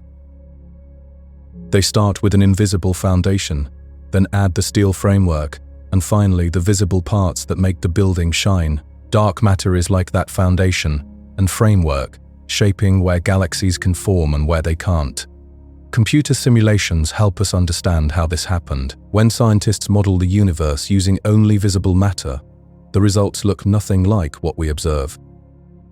Everything stays too smooth, too evenly spread out. But add dark matter to the mix, and suddenly the simulation creates the exact same web-like structure we see through our telescopes. This invisible mass began its work early in the universe's history. Shortly after the Big Bang, tiny fluctuations in density, barely perceptible variations in the cosmic soup, became the seeds of everything we see today.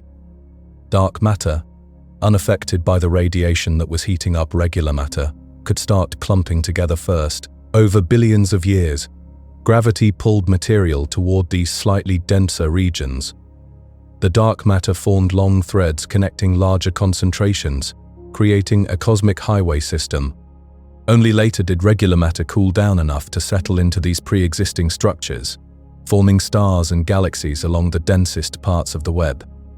These threads aren't delicate, despite the name. Each one contains more mass than millions of galaxies combined, stretching across distances that light takes hundreds of millions of years to cross.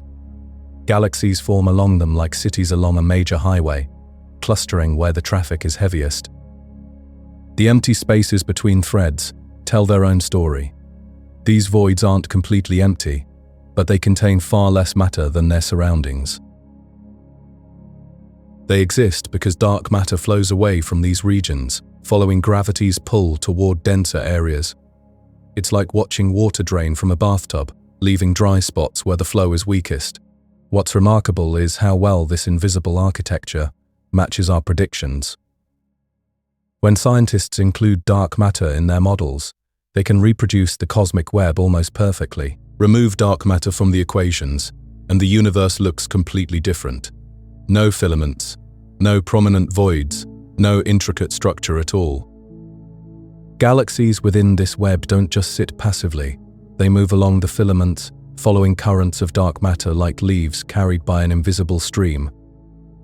Astronomers can measure these movements, tracking how galaxies flow toward the densest regions where galaxy clusters grow ever larger. Even the way galaxies orient themselves carries information about this hidden structure. Many galaxies align with the filaments they inhabit, their shapes influenced by gravitational forces from the surrounding dark matter web. It's as if the invisible scaffolding affects not just where galaxies form, but how they grow and evolve. The voids between filaments proved just as important for understanding this cosmic architecture. Their sizes and shapes depend entirely on how dark matter distributes itself elsewhere. Observations show these empty regions match exactly what models predict when dark matter dominates the universe's mass budget. Looking deeper into space means looking back in time, and distant galaxies show us the cosmic web in its youth. Even billions of years ago, when the universe was much younger, galaxies were already forming along the same types of structures we see today. The web didn't appear suddenly, it grew gradually as gravity amplified those tiny early fluctuations.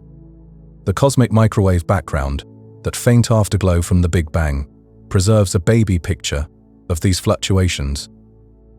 The temperature variations in this ancient light map perfectly onto the cosmic web we observe today. It's like seeing the blueprint that would eventually become a vast city. As mapping techniques improved, astronomers created three-dimensional reconstructions of this web.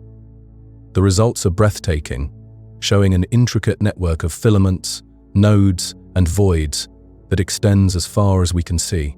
Most of the web remains invisible, detectable only through its gravitational effects on the matter we can observe. Some filaments contain almost no visible galaxies, yet still bend light from more distant objects, revealing their hidden mass through gravitational lensing. These dark highways connect galaxy clusters across seemingly empty space, maintaining the web's integrity even where stars don't shine. The cosmic web unifies our understanding of how the universe works on the largest scales. It explains why galaxies have different sizes and shapes, depending on where they formed. Galaxies at the intersections of multiple filaments grow fat and happy, fed by streams of matter from several directions. Those along single threads develop more modestly, sustained by a single cosmic highway. This vast structure continues evolving as we speak. Matter flows along filaments toward ever denser regions. Galaxy clusters grow at the web's intersections. The invisible architecture that started forming shortly after the Big Bang still guides how the universe changes today.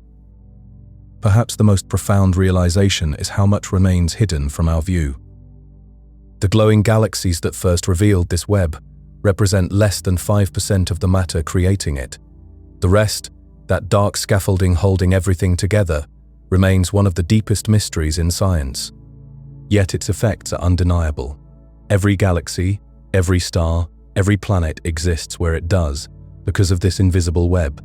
We're not just living in a universe, we're living within a vast hidden architecture that shapes everything we can see and everything we'll ever discover. When astronomers peer into the cosmos, they find themselves confronting a mystery that has reshaped our understanding of reality itself. The universe appears to be playing hide and seek with us, revealing its presence through gravitational fingerprints while remaining stubbornly invisible to our most sensitive instruments. The search for this cosmic phantom began with a simple approach, much like a detective method, Donicles. Scientists reasoned that perhaps the missing mass was simply ordinary matter that had somehow escaped detection. After all, space is vast and dark and filled with objects that might not shine brightly enough for us to notice. Brown dwarfs drift silently through the void, these failed stars that never quite ignited into full stellar glory. Rogue planets wander between star systems, cast out from their birthplaces to roam the galaxy alone. Ancient stellar remnants, long since cooled and darkened, might populate space in numbers far greater than anyone suspected. These possibilities felt comfortable, familiar even, because they required no new physics, no revolutionary concepts. The idea that countless dim stars might account for the missing mass had an elegant simplicity to it. If you can't see something, perhaps it's simply too faint to detect, rather than fundamentally different from what you expect. This speaks to a deeper human tendency, our preference for explanations that fit within the boundaries of what we already understand. But the universe, as it often does, had other plans. When astronomers turned their infrared telescopes toward the darkness, searching for the heat signatures of these hypothetical hidden objects, they found far fewer than needed. The surveys revealed that while such objects certainly exist, they're not nearly abundant enough to solve the puzzle. Even if every possible dim star and cold remnant were counted, the total fell woefully short of the required mass. The elimination process moved on to consider vast clouds of cold gas drifting unseen through space. Gas presents its own detection challenges, especially when it's cold and not actively radiating energy. But gas has a weakness: it can't remain completely invisible. It absorbs light from background sources. It emits faint radiation when particles collide. It reveals itself through specific signatures that radio telescopes can detect. The expected signals simply weren't there in sufficient quantities. Moreover, large amounts of gas would heat up through collisions and gravitational interactions, creating detectable effects that observations failed to reveal. The universe seemed to be telling us that the missing mass wasn't hiding in conventional forms of matter, no matter how cleverly concealed. Black holes entered the conversation as another candidate. These gravitational monsters could provide mass without emitting light, making them perfect suspects for invisible matter. Small black holes scattered throughout galaxies might account for the gravitational effects without revealing their presence through radiation. However, black holes aren't as invisible as they might seem. They influence their surroundings through gravitational interactions, bending the paths of nearby stars and occasionally revealing themselves through microlensing events. When a black hole passes between Earth and a distant star, it acts like a gravitational lens, briefly brightening the background star in a characteristic way. Surveys designed to catch these fleeting events did find some compact objects, but nowhere near the numbers required to explain the missing mass. The universe appeared to be running short of hiding places for conventional matter, leading scientists toward an unsettling conclusion. Every form of ordinary matter interacts with electromagnetic radiation in some way. It might absorb light, emit it, or scatter it, but it leaves some trace across the electromagnetic spectrum. The fact that observations across many wavelengths failed to reveal the necessary signals suggested something profound.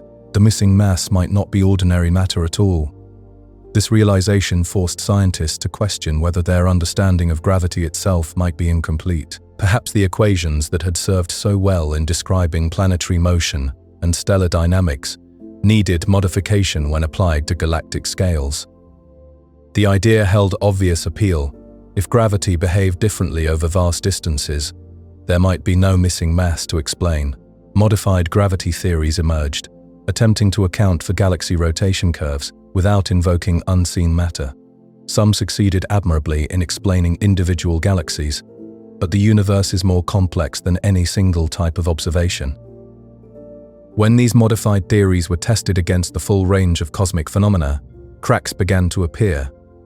Galaxy clusters behaved in ways that modified gravity alone couldn't explain. The cosmic microwave background radiation carried information about the early universe that depended critically on the total amount of matter present. Computer simulations using only altered gravitational laws failed to reproduce the large-scale structure we observe today, the cosmic web of galaxies and voids that spans the observable universe.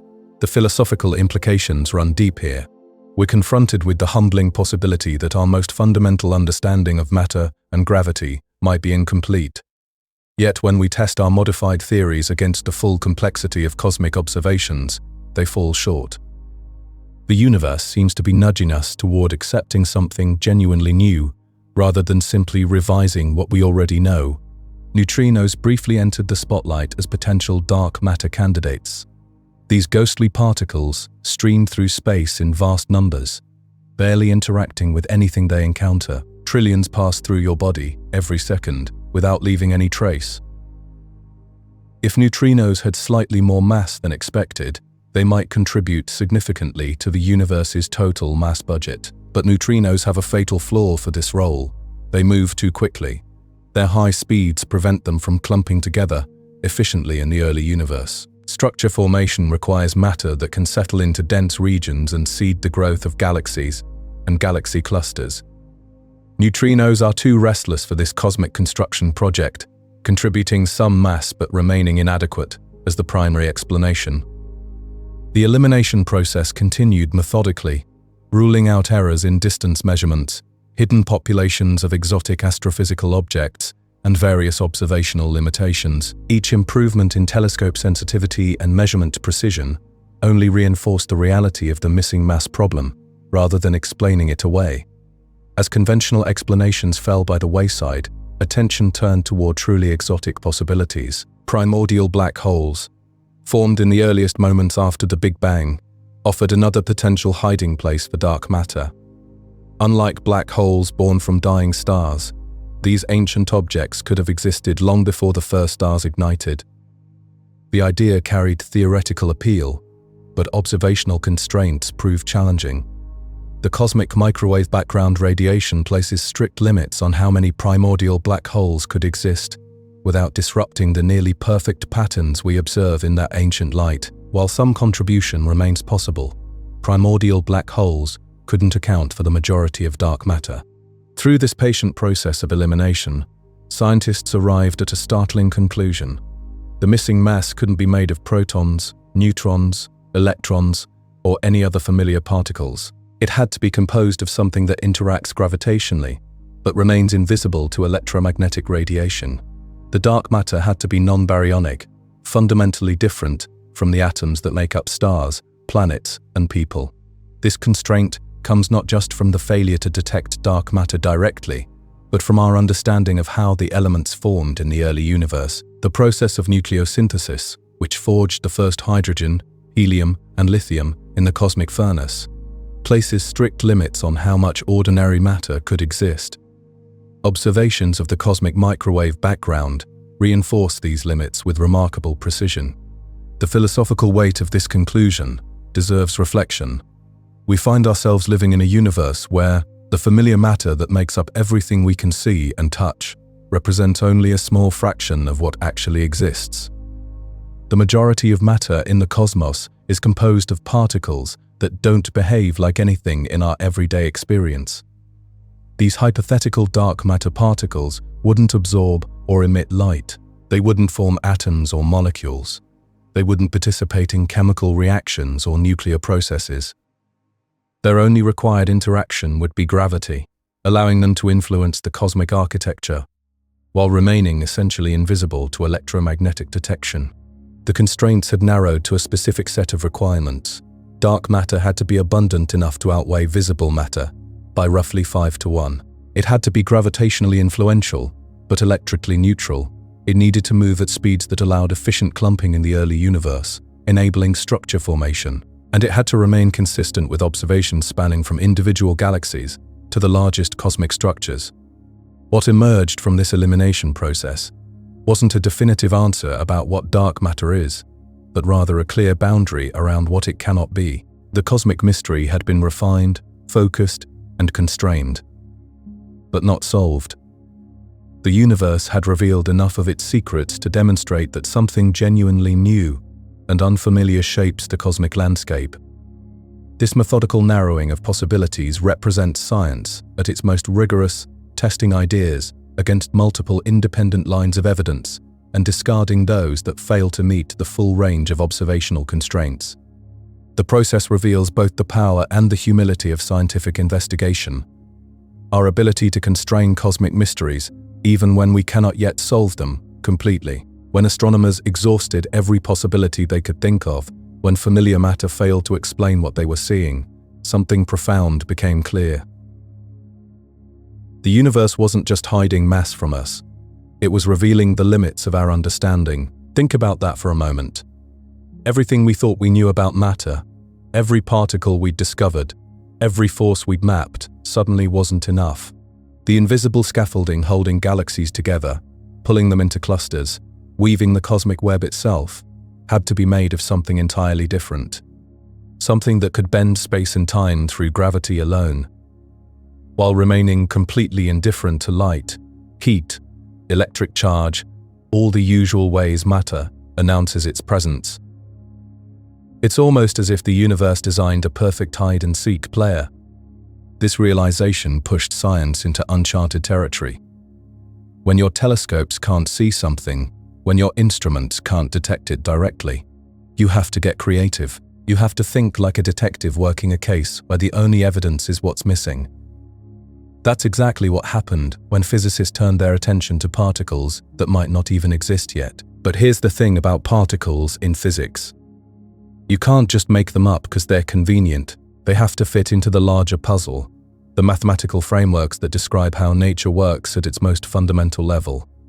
It's like finding a missing piece of a jigsaw puzzle.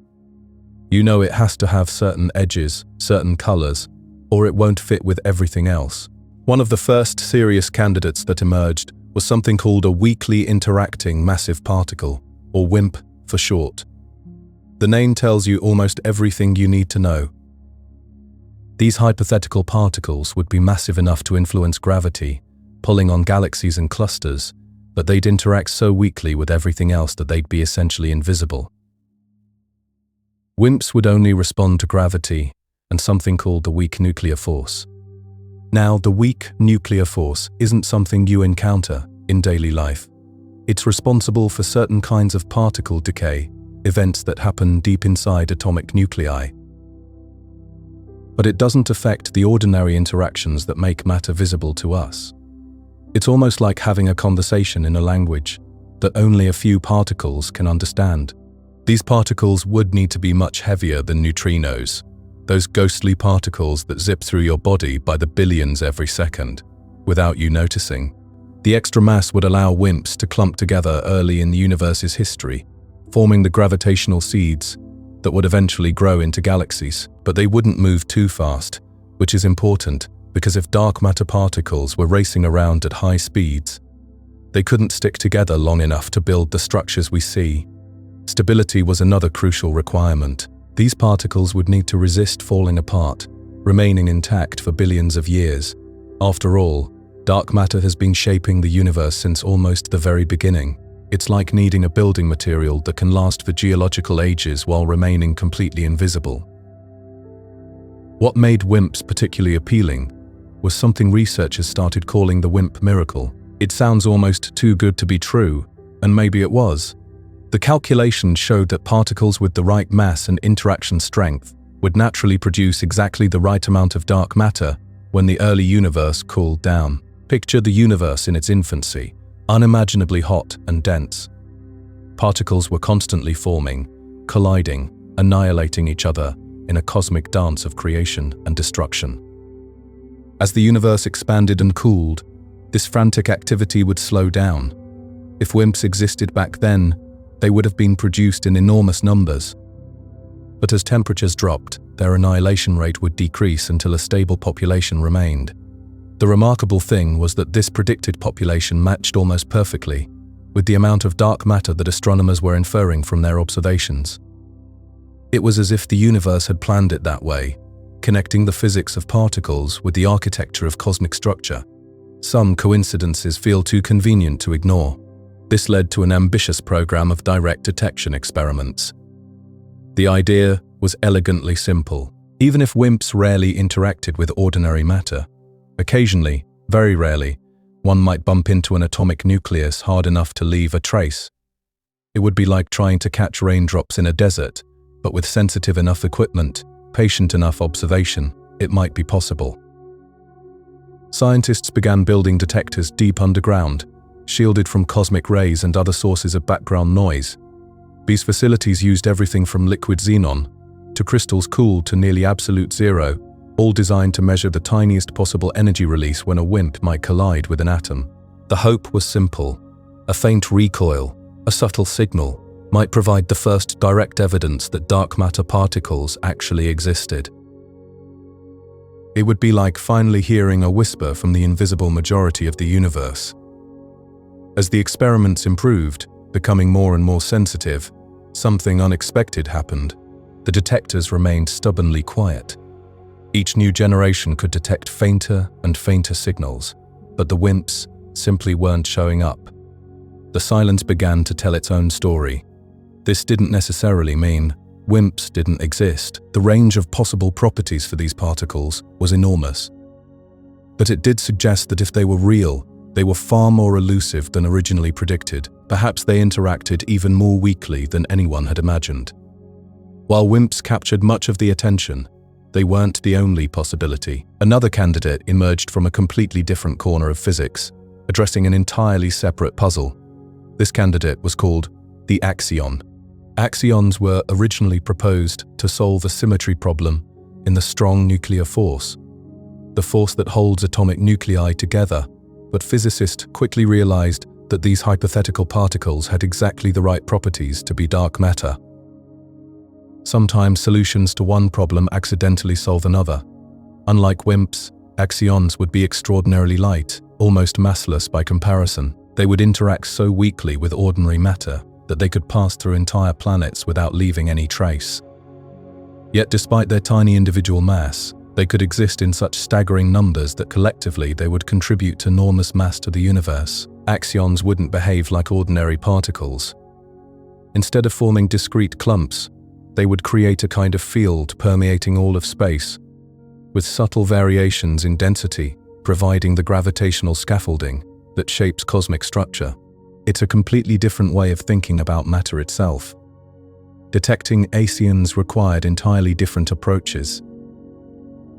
One clever idea relied on the possibility that under certain conditions, axions might convert into photons, particles of light.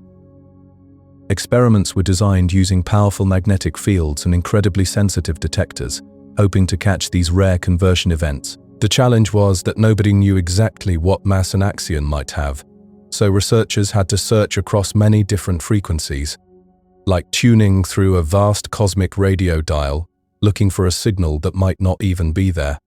Progress has been slow but steady, with experiments gradually expanding their search range. Like WIMPs, axions haven't been detected yet, but they remain viable candidates because they satisfy all the physical requirements for dark matter. Beyond WIMPs and axions, theoretical physics offered other intriguing possibilities. Supersymmetry, elegant framework proposing that every known particle has a heavier, more stable partner, provided several potential dark matter candidates. These partner particles would naturally be more massive and stable than their ordinary counterparts. Supersymmetry wasn't developed specifically to explain dark matter. It emerged from efforts to unify the fundamental forces of nature, to find deeper patterns in the laws of physics. But like axions, its predictions aligned almost perfectly with what dark matter needed to be. Particle accelerators began searching for signs of these supersymmetric particles, recreating the high-energy conditions of the early universe in controlled collisions. The idea was that such collisions might produce these exotic particles, revealing their presence through missing energy signatures. But again, the experiment came up empty. No clear evidence for supersymmetry emerged, leaving its dark matter candidates unconfirmed. Another possibility involved sterile neutrinos, hypothetical cousins of the familiar neutrinos that constantly stream through space. Unlike regular neutrinos, which interact through the weak nuclear force, sterile neutrinos would respond only to gravity. They would be nearly impossible to detect directly, making them perfect dark matter candidates. If sterile neutrinos were heavy enough, they might contribute significantly to the universe's total mass. Their behavior in the early universe would differ from ordinary neutrinos, possibly allowing them to clump in ways consistent with dark matter's gravitational effects. Searches for sterile neutrinos focused on indirect methods, looking for specific signatures in X-ray emissions that might indicate their decay. Some observations have hinted at possible signals, but none have been definitive enough to claim discovery. The search has pushed physicists to consider even more unconventional ideas. One fascinating possibility is fuzzy dark matter, composed of particles so light that their wave-like nature could influence how structures form in the universe. These particles would be so extraordinarily light that their quantum wavelength might stretch across entire galaxies. This could affect how matter clusters on small scales, potentially explaining some puzzling differences between computer simulations and real observations of galactic structure. If fuzzy particles existed, they might suppress the formation of very small structures while allowing large ones to grow normally. It's a speculative idea, but it offers an intriguing way to match some of the finer details of how galaxies actually look. Other hypotheses have proposed that dark matter particles might interact with each other through their own private force, completely separate from anything we know. These self-interactions could create a smoother distribution of dark matter in galactic centers, potentially explaining why observations sometimes differ from simple models. Some proposals have ventured even further from conventional physics. Hidden sectors, entire families of particles interacting through forces completely disconnected from our visible universe. These particles might have complex internal behaviors while remaining almost entirely separate from ordinary matter. Though highly speculative, these ideas illustrate how creative researchers have become as conventional explanations have been ruled out. The more evidence that excludes ordinary possibilities, the more imagination scientists apply to particle models. Despite this bewildering variety of candidates, the search remains anchored by the constraints established through decades of astronomical observation. Any proposed particle must account for the total amount of missing mass, clump early enough to seed galaxy formation, interact weakly enough to avoid past detection, remain stable over cosmic time, match temperature fluctuations in the cosmic microwave background, and be consistent with the large-scale distribution of matter. These criteria have ruled out many possibilities while guiding ongoing research. Experiments continue refining their techniques, some focusing on magnetic field interactions, others searching for signs of particle decay in space, still others attempting to detect dark matter produced by cosmic ray interactions. The absence of detection so far doesn't mean the particles don't exist. It simply suggests their properties might lie outside current detection ranges. Dark matter might interact so weakly that detecting it directly could require extraordinary advances in sensitivity or entirely new types of detectors. Some researchers have proposed building even larger underground facilities or placing detectors in space where background interference would be minimal. Others suggest developing completely new materials that might respond differently to hypothetical particles. The theoretical work continues, generating new ideas and models, exploring different masses, interactions, and behaviors. Some focus on particles too heavy for current accelerators to produce. Others examine extremely light particles requiring revolutionary detection methods. This diversity reflects both the complexity of the problem and the determination to solve it. The search for dark matter has become more than just astronomy. It represents an opportunity to discover entirely new physics, to find layers of reality that have been hidden from us. Perhaps that's the most profound aspect of this entire endeavor. The invisible mass isn't just a curiosity. It's a doorway to understanding that the universe contains far more than we ever imagined. Every failed detection, every ruled-out possibility, every refined experiment brings us closer to that moment of revelation when the hidden majority of reality finally reveals itself.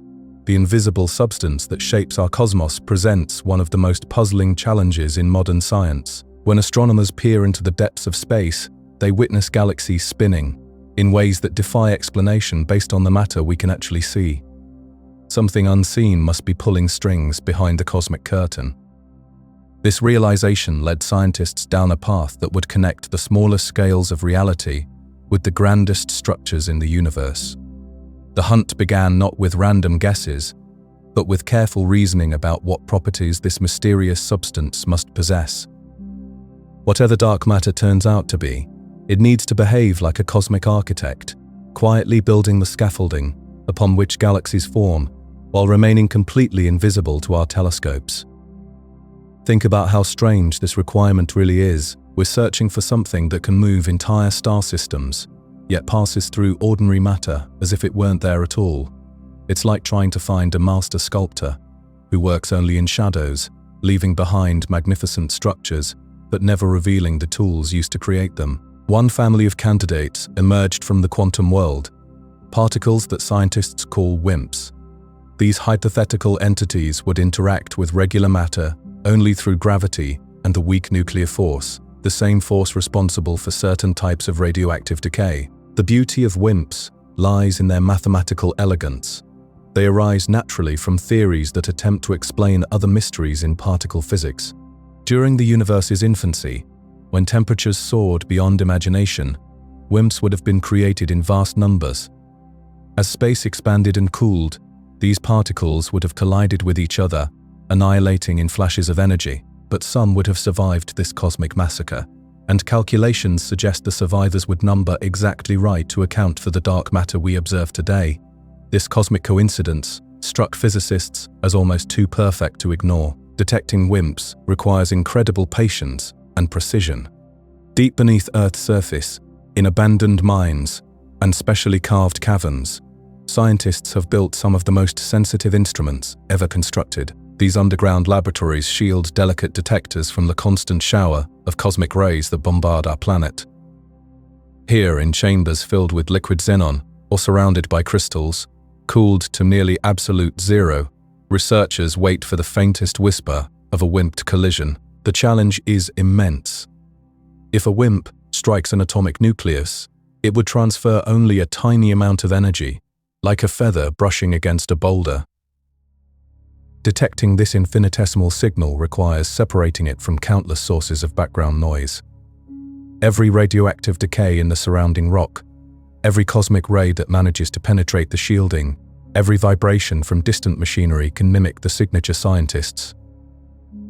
Years of searching have yielded tantalizing hints, brief signals that appeared promising before being explained away by more mundane causes. Each null result doesn't necessarily eliminate WIMPs from consideration, but it does narrow the possibilities. Perhaps WIMPs interact even more weakly than expected, or maybe they're heavier or lighter than our best guesses suggest. This uncertainty reflects something profound about the nature of scientific discovery. We're not just looking for a needle in a haystack, we're searching for a needle that might not exist, in a haystack whose size and contents remain largely unknown. Each experiment teaches us something, even when it doesn't find what we hope to discover. While WIMP hunters worked underground, another type of particle captured attention through a completely different route.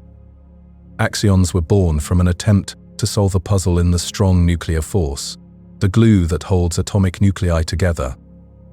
Theoretical physicists noticed an asymmetry that shouldn't exist according to our understanding of nature's fundamental laws. Axions were proposed as a solution, and only later did scientists realize these particles might also explain dark matter. Unlike WIMPs, axions would be extraordinarily light, behaving more like waves than discrete particles. They would fill space like an invisible ocean. Their presence felt only through gravitational effects. Detecting axions requires a different approach entirely, one based on their predicted ability to transform into photons when passing through powerful magnetic fields. Axion experiments resemble elaborate magic tricks performed with the precision of Swiss clockwork. Scientists create chambers filled with intense magnetic fields, then search for photons that shouldn't exist, particles of light appearing seemingly from nothing. The frequency of these phantom photons depends on the axion's mass, which remains unknown, so researchers must sweep through radio frequencies like cosmic radio operators scanning for alien broadcasts. The search progresses slowly, methodically, as each possible frequency requires careful examination. No confirmed axion signals have emerged yet, but the experiments continue to narrow the range where these particles might hide. What makes axions particularly appealing is their compatibility with the universe's large-scale structure. They could provide the gravitational scaffolding needed for galaxy formation without disrupting the delicate conditions required in the early universe. Supersymmetry opened another door to dark matter candidates by proposing that every known particle has a heavier partner with different quantum properties. This elegant theory attempts to solve multiple problems in particle physics simultaneously, suggesting that nature displays a hidden symmetry at energy scales beyond our current reach. If supersymmetric particles exist, the lightest stable member of this extended family could serve as dark matter. Particle accelerators represent humanity's attempt to recreate the conditions of the early universe, smashing particles together at enormous energies to see what emerges from the collision. Scientists search these experiments for missing energy, signatures of particles created but invisible to their detectors. Despite decades of increasingly powerful accelerators, supersymmetric particles remain elusive, their absence casting doubt on what was once considered the most promising theoretical framework. This absence forces us to confront the possibility that nature might be more subtle than our theories suggest. Perhaps the energy scales needed to create these particles lie beyond what we can currently achieve. Or maybe supersymmetry exists in a form different from what we expected. The universe has consistently proven more mysterious than our initial assumptions would predict. Sterile neutrinos represent another possibility. Ghostly particles that would interact only through gravity. Regular neutrinos already pass through matter with incredible ease, trillions streaming through your body every second without disturbing a single atom. Sterile neutrinos would be even more aloof, participating in no interactions except gravitational attraction. These particles emerged from attempts to explain odd results in neutrino experiments, anomalies that didn't fit standard predictions. If sterile neutrinos exist with appropriate masses, they could serve double duty, explaining both these experimental puzzles and the dark matter mystery. Their decay might produce detectable X-ray signatures, faint signals that astronomers occasionally glimpse in observations of galaxy clusters. Some researchers explore the possibility that dark matter consists of particles so light they behave like waves spanning entire galaxies. These ultralight candidates would create interference patterns on cosmic scales, smoothing out small structures while preserving large ones. Their wave-like nature challenges our particle-based intuitions about matter, suggesting that the universe might be even stranger than we imagine. Hidden sectors represent perhaps the most speculative possibility, entire parallel worlds of particles and forces that rarely interact with our familiar matter. These invisible realms could contain their own complex physics, complete with forces and interactions we never directly observe. Dark matter particles from such sectors might interact among themselves, creating rich dynamics hidden from our view. The breadth of these possibilities reflects both the depth of the mystery and the creativity of human imagination when confronted with the unknown. Each candidate must pass stringent tests imposed by astronomical observations. The particle must explain why galaxies rotate as they do, why galaxy clusters move as observed, why the cosmic microwave background shows precisely the temperature variations we measure, and why the universe's large-scale structure appears exactly as we see it. These requirements serve as cosmic quality control, eliminating candidates that fail to match reality's exacting standards. Many theoretical possibilities have been discarded over the years, Victims of their inability to explain all the phenomena dark matter must account for, the survivors represent our best current guesses about the nature of this cosmic mystery. Underground laboratories continue expanding their capabilities, building larger detectors with improved sensitivity. Each new generation can probe weaker interactions and explore previously inaccessible parameter ranges. Axion experiments advance through better magnets and more sensitive receivers, gradually scanning broader frequency ranges with greater precision. Space telescopes peer into the cosmos, seeking indirect signs of dark matter decay or annihilation, watching for unusual light signatures that might betray these invisible particles' presence. Every observation adds another piece to the puzzle, even when that piece seems to show only empty space where we expected to find something significant. The search for dark matter forces us to confront fundamental questions about the nature of reality itself. We live in a universe where the majority of matter remains completely mysterious to us, where the very foundations of cosmic architecture consist of substances we cannot see. This invisible majority shapes everything we observe, yet reveals itself only through its gravitational influence on visible matter. Perhaps the most humbling aspect of this quest is how it reminds us of the limits of human perception. We evolved to notice things that matter for survival in our immediate environment, developing senses tuned to a narrow slice of reality's full spectrum. The universe operates according to principles that extend far beyond these biological constraints, filled with phenomena that require ingenious instruments and careful reasoning to detect. Dark matter research represents humanity at its most ambitious, attempting to understand cosmic mysteries through pure intellect and technological prowess.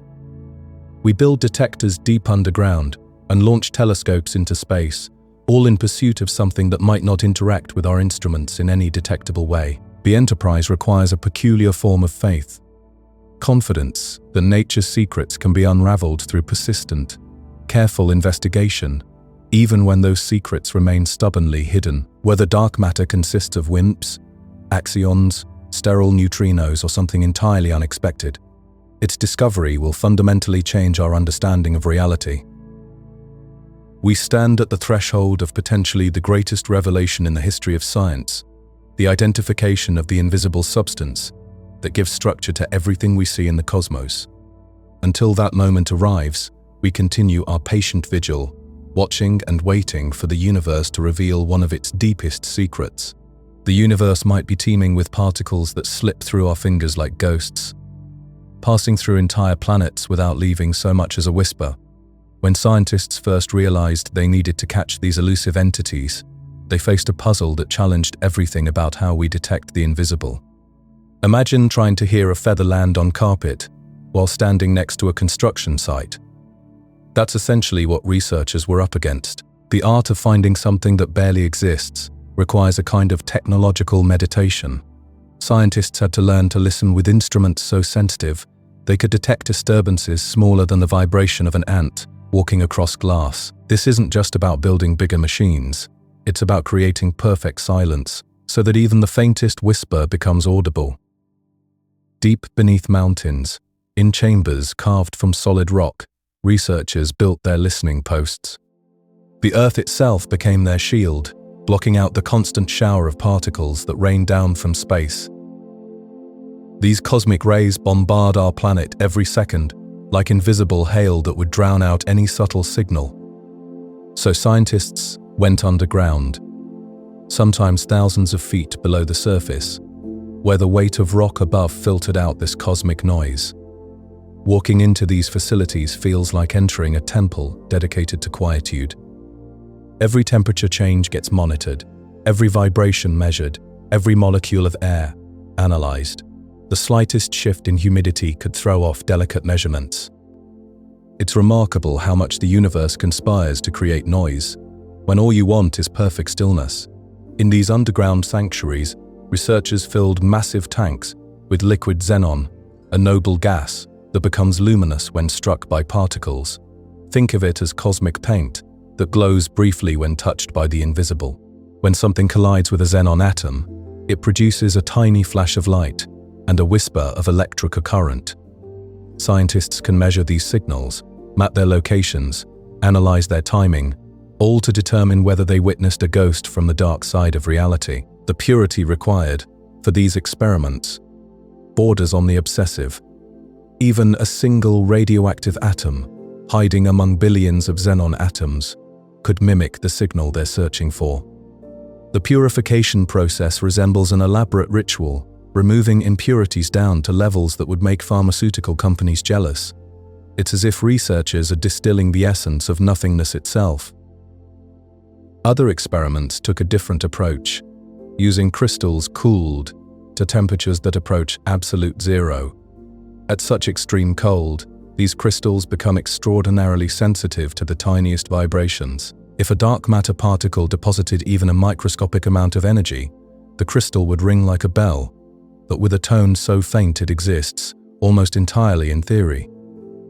These cryogenic detectors require refrigeration systems that run continuously, maintaining temperatures colder than outer space. The engineering challenges alone push the boundaries of what's possible.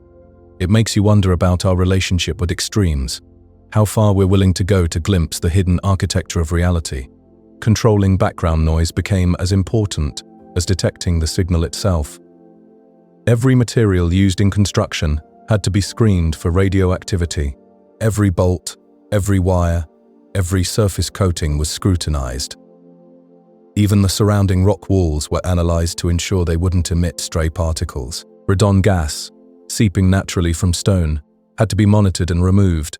It's a testament to human persistence, this willingness to account for every possible source of interference. These experiments run continuously for years, collecting data around the clock. Most events that get recorded can be explained by known sources, ordinary particles interacting in predictable ways. But occasionally, something ambiguous appears, an event that doesn't quite fit the expected patterns. These anomalies spark intense scrutiny, careful analysis, and often cautious excitement. The scientific community approaches such hints with appropriate skepticism. A signal appearing in only one detector gets treated with suspicion until confirmed elsewhere. Sometimes these mysterious events fade away as more data accumulates, or as previously unknown sources of noise get identified. It's a humbling reminder that the universe doesn't reveal its secrets easily. While underground detectors listened for collisions, other experiments searched the sky for different signs. If dark matter particles could decay naturally, they might produce photons or other detectable radiation. Telescopes on Earth and in orbit scan distant galaxies, looking for specific energy signatures that might betray the presence of these invisible particles. When astronomers observe galaxy clusters, they measure X-rays and gamma rays with exquisite precision.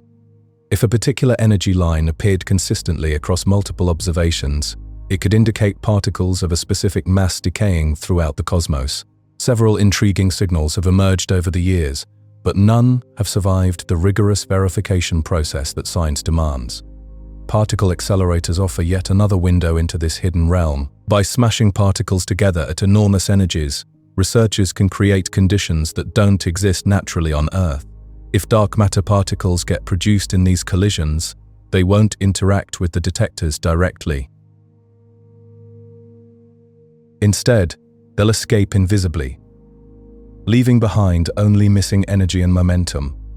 Physicists become cosmic accountants, carefully tallying up all the energy and momentum going into a collision, then measuring what comes out. When the books don't balance, when energy seems to disappear, that missing piece might represent particles that escaped detection. It's a clever way of finding the invisible by noticing what's absent rather than what's present. Space-based detectors take a different approach, measuring the flux of electrons, positrons, and gamma rays throughout the galaxy. If dark matter particles occasionally annihilate each other, the process might produce ordinary particles that can be detected. Any excess above expected background levels could hint at these exotic interactions. Interpreting such observations proves extraordinarily challenging because many astrophysical objects produce similar emissions. Pulsars spinning rapidly through space, supernova remnants expanding through interstellar medium, and other energetic phenomena create complex signals that complicate the analysis. It's like trying to identify a specific voice in a crowded restaurant, where everyone is speaking at once. Some experiments pushed into more speculative territory, testing whether dark matter might interact with electromagnetic fields in extremely subtle ways. These approaches look for tiny changes in field behavior under carefully controlled conditions. Other proposals suggest detecting the gravitational influence of individual particles, though such measurements remain far beyond current technology. The search for axions, a particular type of theoretical dark matter candidate, inspired experiments using resonant cavities combined with powerful magnetic fields. The idea suggests that axions passing through the cavity might convert into detectable photons at specific frequencies. Researchers tune these cavities like cosmic radio receivers, scanning through vast frequency ranges in search of faint signals. This process requires extraordinary patience, adjusting the apparatus gradually, scanning one narrow frequency band at a time. Since the mass of the axion remains unknown, scientists must explore enormous ranges of possibilities. Each adjustment brings the hope of finally hearing the universe speak in frequencies we've never detected before. Some models predict that dark matter could accumulate inside stars over cosmic time, potentially influencing their evolution and behavior. Researchers examine white dwarf stars, neutron stars, and even our own planet for signatures that might reveal indirect evidence of these particles. The cooling rates of stars, their energy transport mechanisms, and their long-term stability could all be affected by exotic interactions. These studies haven't produced definitive results, but they demonstrate the creativity scientists bring to seemingly impossible challenges. When direct detection proves elusive, researchers explore every conceivable indirect method. It reflects a fundamental aspect of human curiosity. This refusal to accept that some questions might be unanswerable. The technological requirements for these experiments push engineering to extraordinary limits. Detectors must be constructed from materials with radioactivity levels so low they're barely measurable. Sensors need to detect energy deposits, smaller than what would be considered noise in any other field. Environmental monitoring systems must maintain stable conditions for years without interruption. Every component gets scrutinized, every detail analyzed, because the slightest flaw could produce misleading results. The willingness to build such sensitive instruments reflects our understanding that the most fundamental aspects of reality won't reveal themselves through ordinary observation. They require extraordinary measures, extraordinary patience, and extraordinary precision. These experiments don't wait for dramatic events or spectacular phenomena. They wait for interactions so rare, so subtle, that they occur with almost unimaginable infrequency. It's a different kind of exploration than what most people imagine when they think about scientific discovery.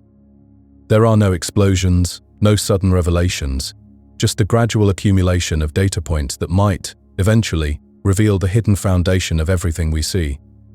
The search continues in laboratories around the world, each using different materials, different environments, different detection methods. This diversity ensures that no single source of error could mislead the entire scientific community. If a signal appears in multiple independent experiments, it carries weight. If it appears in only one, researchers examine whether local conditions might explain it. Each null result, each experiment that fails to detect dark matter, still contributes valuable information. These negative results help exclude certain theoretical models, narrowing the field of possibilities and guiding future searches. It's a process of elimination on a cosmic scale, gradually ruling out what dark matter isn't in order to discover what it might be. The interplay between theory and experiment creates a continuous feedback loop where new observations inspire theoretical refinements, which in turn suggest new experimental approaches. Simulations incorporating various dark matter properties help researchers understand what signatures to expect, while unexpected experimental results challenge theorists to develop new models. This ongoing effort represents one of the most ambitious scientific undertakings in human history. We're attempting to detect particles that interact so weakly with ordinary matter they could pass through the entire Earth without leaving a trace. Yet each technological improvement, each increase in sensitivity, brings us closer to potentially answering one of the most fundamental questions about our universe. The patience required for this work challenges our typical expectations about scientific discovery. We live in an age of rapid technological advancement, where breakthrough announcements seem to arrive weekly, but the search for dark matter unfolds on a different timescale, requiring sustained effort across decades, with success measured not in dramatic discoveries but in gradually increasing sensitivity to the barely detectable. Perhaps this teaches us something profound about the nature of knowledge itself. The most fundamental truths about reality might not reveal themselves easily or quickly. They might require us to develop new levels of technological sophistication, new depths of patience, and new ways of listening to the subtle voices of the cosmos. In these underground laboratories, surrounded by tons of shielding rock, monitoring the faintest possible signals, scientists continue their vigil. They're waiting for the universe to whisper its deepest secrets, confident that somewhere in the vast sea of background noise, a genuine signal awaits discovery. It's a remarkable act of faith in the power of human ingenuity to eventually illuminate even the darkest corners of existence. Picture yourself trying to catch whispers in a thunderstorm. That's essentially what astronomers face when they search for the faintest interactions that might reveal dark matter secrets. These invisible particles, if they exist, would collide so rarely that detecting even one interaction becomes a monumental challenge. Scientists have turned their attention to the bustling centers of galaxies, where dark matter crowds together in the highest concentrations. Think of it like a cosmic traffic jam, where the sheer density might increase the odds of these elusive particles bumping into each other. When dark matter particles collide and destroy each other, they could release energy as photons, creating a signature that telescopes might detect. The heart of our own Milky Way became a natural laboratory for this hunt. Telescopes began scanning for gamma rays, high-energy light that could signal dark matter annihilation events. Early observations seemed promising, showing excess radiation that didn't match the usual suspects like stars or black holes. But the galactic center is a messy place, filled with pulsars, gas clouds, and other energetic phenomena that can masquerade as dark matter signals. As researchers dug deeper into the data, many of these promising hints began to fade away. What looked like evidence of dark matter interactions often turned out to be radiation from previously unknown astronomical objects. It's a humbling reminder that the universe rarely gives up its secrets easily, preferring to hide profound truths behind layers of cosmic noise and interference. Scientists also examined dwarf galaxies, those small companions orbiting around larger galaxies like cosmic suburbs. These quiet neighborhoods contain very little gas and few stars, making them ideal places to search for dark matter signals without the usual astrophysical clutter. If dark matter particles were destroying each other and producing gamma rays or X-rays, these emissions might show up more clearly in such pristine environments. Yet even in these cosmic quiet zones, the searches came up empty. No consistent signals appeared above the background noise that permeates space. This absence doesn't necessarily mean dark matter interactions don't exist, but it does suggest that if they happen at all, they must be incredibly rare or weak. Some theoretical models propose that dark matter particles don't just annihilate, they might slowly decay over billions of years. This process could produce narrow lines in X-ray observations, like cosmic fingerprints that would stand out from the broad spectrum of ordinary astronomical phenomena. Space-based telescopes with exquisite sensitivity began hunting for these telltale signatures. Occasionally, mysterious X-ray lines appeared in the data, lines that didn't match any known atomic transitions. These discoveries sparked excitement in the scientific community, but follow-up observations often failed to reproduce the same results. Sometimes the lines seemed to change with different instruments, or disappeared entirely when researchers improved their calibration methods. This pattern of initial excitement, followed by quiet disappointment, became a recurring theme in dark matter research. Signals would emerge from the data, capture attention, generate papers and conferences, then gradually fade as more sophisticated analysis revealed conventional explainings. High-energy particles detected by space-based instruments offered another avenue for investigation. If dark matter particles were colliding somewhere in space, they might produce electrons, positrons, or other energetic particles that cosmic ray detectors could measure. Scientists carefully analyzed the abundance of these particles across different energy ranges, looking for subtle excesses that couldn't be explained by known astrophysical processes. Sometimes the data did show slight anomalies, more particles than expected at certain energies. But interpreting these results proved challenging because pulsars and other energetic objects could create similar patterns. The cosmic ray environment is incredibly complex, with particles accelerated by supernovas, black holes, and other violent phenomena. Distinguishing dark matter contributions from this rich background required ever more sophisticated modeling. Galaxy clusters, those enormous collections of hundreds or thousands of galaxies, provided yet another testing ground. These massive structures contain vast amounts of dark matter and represent some of the most energetic environments in the universe. If dark matter interactions were going to be detectable anywhere, it might be in these cosmic metropolises. Researchers studied what happens when two galaxy clusters collide, events so massive they dwarf anything we can imagine on human scales. If dark matter particles could scatter off each other, they might slow down during these titanic mergers. Most observations showed that dark matter passed through these collisions like ghosts, hardly interacting with itself at all. This behavior placed tight constraints on how strongly dark matter particles could interact with each other. The search for time-varying signals opened up entirely new possibilities. Some models suggested that Earth's motion through the galaxy might cause seasonal changes in dark matter interactions, as our planet encountered different densities of these invisible particles throughout the year. One experiment reported exactly this kind of annual modulation, a subtle variation that persisted for many years. But other detectors, using similar methods and comparable sensitivity, failed to see the same pattern. This discrepancy created intense debate within the scientific community. Was the modulation real evidence of dark matter, or did it arise from environmental effects, instrumental quirks, or seasonal changes in the laboratory itself? As detection methods became more sophisticated, scientists began looking for even subtler signals. Some experiments attempted to measure phonons, tiny vibrations in crystals caused by the most delicate energy deposits. Others searched for low-mass particles that might have escaped detection in earlier, less sensitive searches. Each new technique brought the promise of discovery balanced against the likelihood of yet another null result. The absence of clear signals didn't discourage researchers, but rather refined their understanding of what dark matter could be. Every negative result narrowed the field of possibilities, gradually painting a picture of particles that interact so weakly they seem almost designed to avoid detection.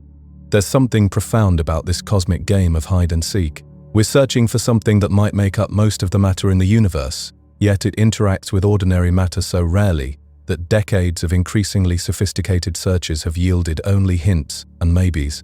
It's as if the universe is constructed with a fundamental asymmetry, where the majority component remains perpetually just beyond our grasp. The interplay between observation and theory became a careful dance. As observational limits tightened, theoretical models had to adapt. Possibilities that once seemed promising were gradually ruled out as data excluded their predictions. New models emerged that could satisfy the increasingly stringent constraints, but these often predicted even weaker interactions, pushing the required sensitivity of future experiments to extraordinary levels. Perhaps the most striking aspect of this search is how it reveals the delicate balance between optimism and skepticism that drives scientific progress. Each promising signal receives careful scrutiny. Each anomaly gets examined from multiple angles, and each apparent discovery faces the harsh test of independent verification. The willingness to abandon cherished hypotheses in the face of contradictory evidence represents one of science's greatest strengths. The story continues to unfold as new instruments push the boundaries of sensitivity ever further. Underground detectors shield themselves from cosmic rays with miles of rock overhead. Space telescopes peer deeper into the universe with unprecedented clarity. Particle accelerators create conditions that might reveal dark matter's properties through entirely different approaches. What emerges from this ongoing effort is not just a search for specific particles, but a deeper appreciation for how little we truly understand about the universe we inhabit. The fact that something so fundamental could remain hidden, despite our best efforts, serves as a reminder that reality often exceeds our imagination, hiding its deepest secrets behind veils of subtlety that challenge every assumption about how nature should behave. Over the decades, as countless experiments kept narrowing down possibilities for dark matter particles, something interesting started happening. Scientists began wondering if they were looking in the wrong place entirely. Maybe the problem wasn't missing matter at all. Maybe gravity itself was playing by different rules than we thought. This shift in thinking came from a pretty logical place. Gravity happens to be the weakest of all the fundamental forces we know about. That makes it incredibly hard to study when you're dealing with the massive scales of space. Most of physics gets tested in laboratories, where we can control conditions and measure things precisely.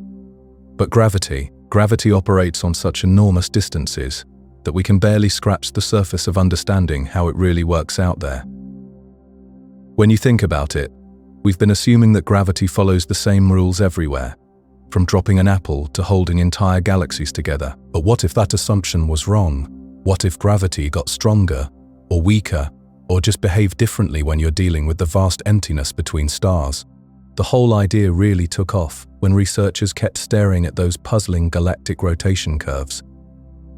You know how stars on the outer edges of galaxies spin way too fast to stay put? The standard explanation says, invisible dark matter provides extra gravitational pull.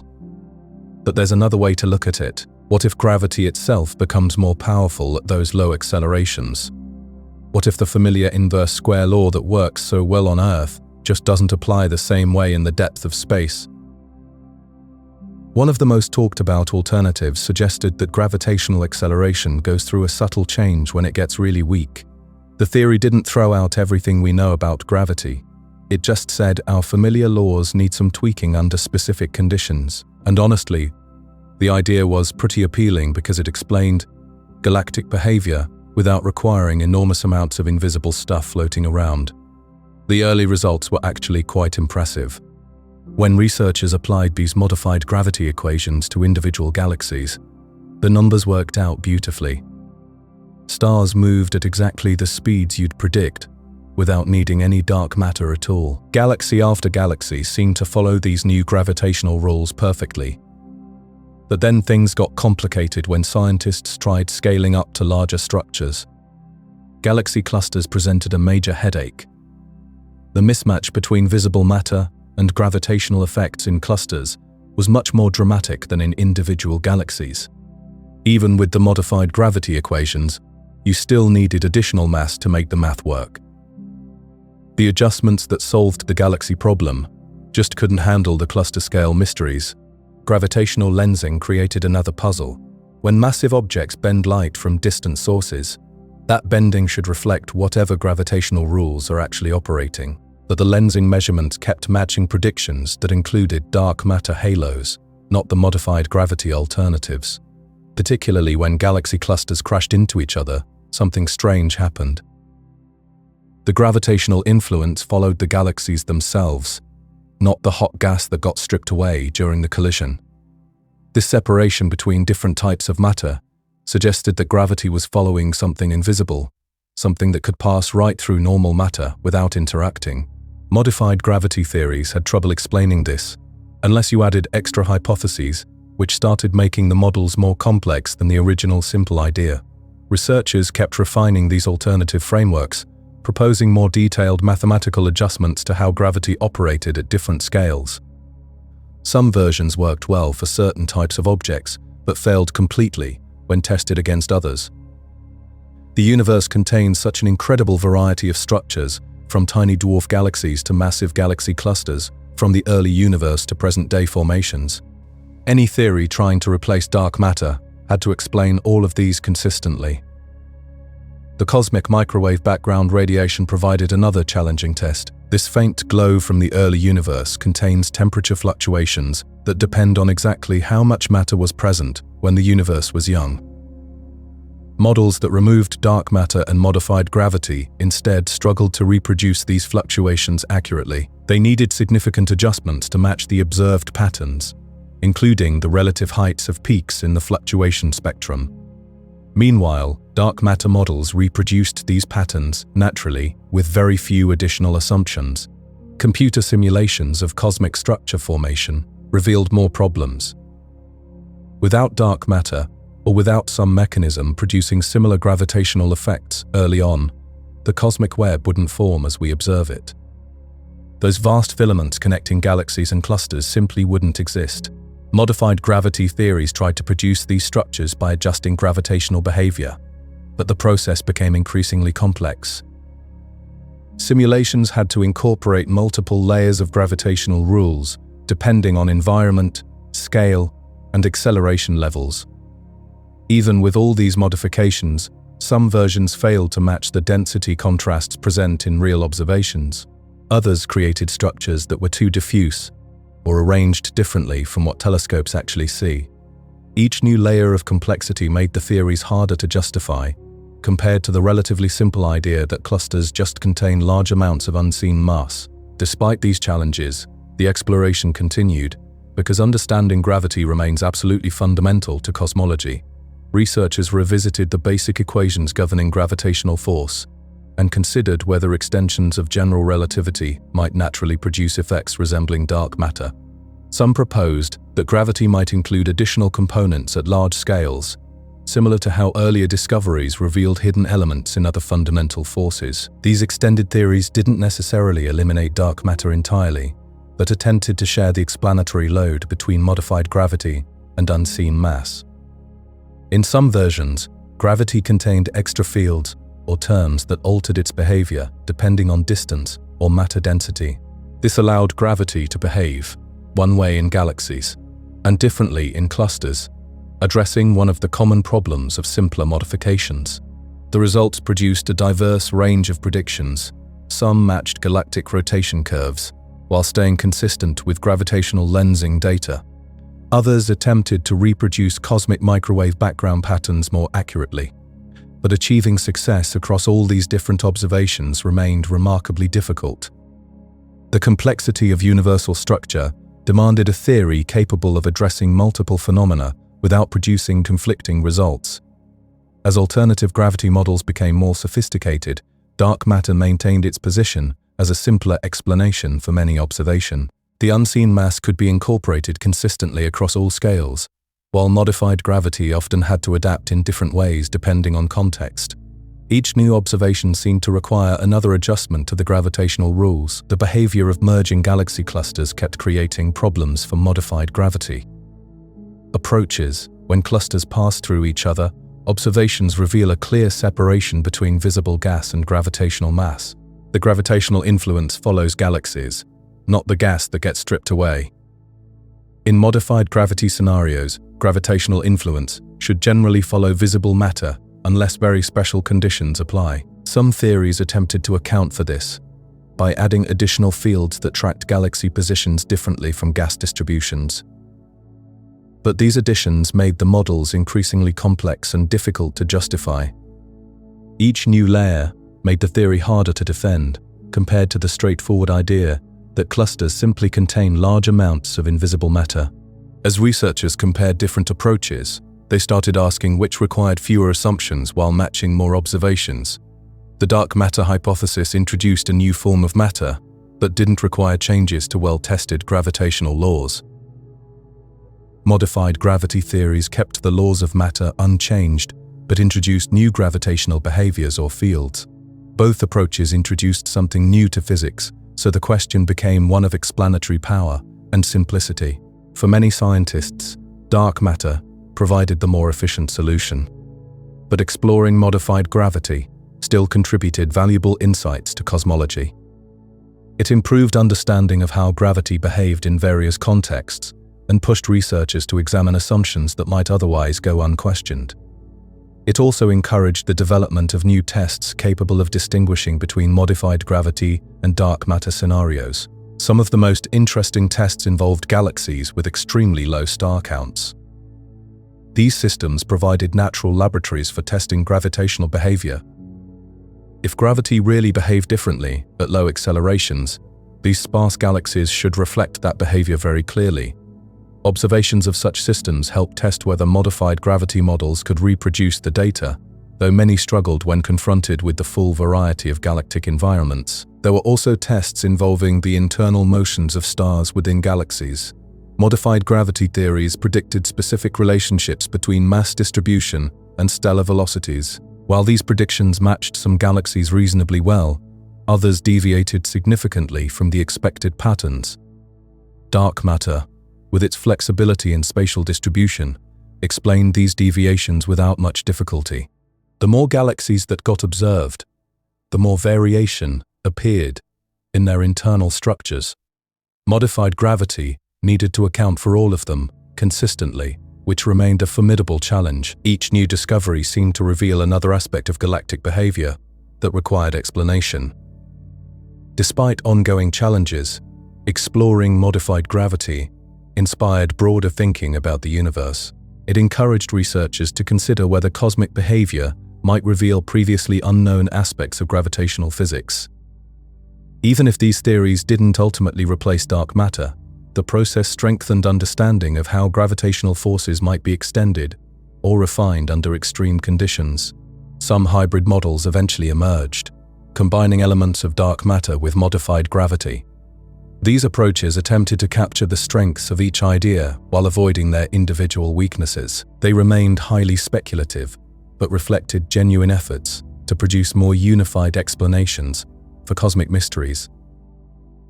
As modified gravity theories evolved, they also drew inspiration from advances in understanding dark energy, the mysterious phenomenon driving the accelerated expansion of the universe. Some frameworks attempted to connect dark matter and dark energy within single models, altering gravitational behavior to explain both puzzles simultaneously. These attempts remained preliminary, but they illustrated how deeply intertwined cosmic mysteries could become.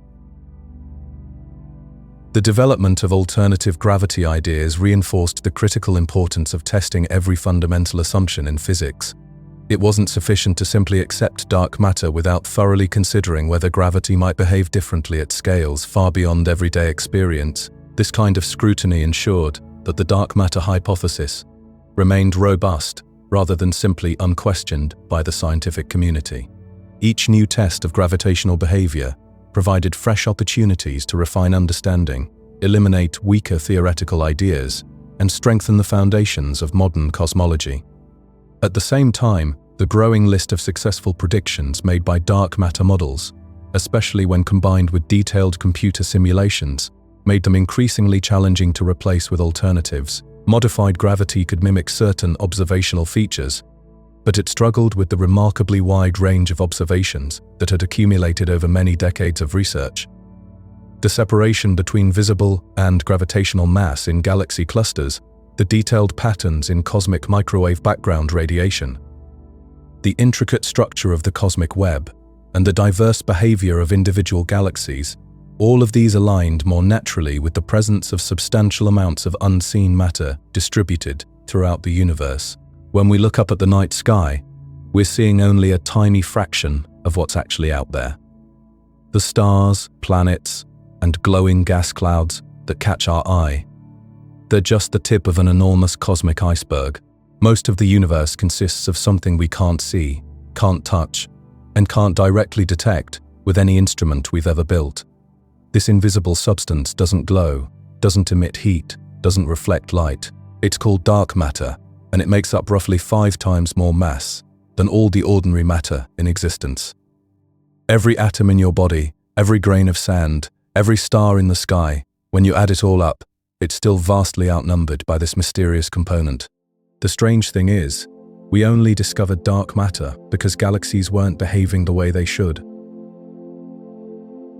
Back in the 1970s, astronomers started measuring how fast stars orbit around the centers of galaxies.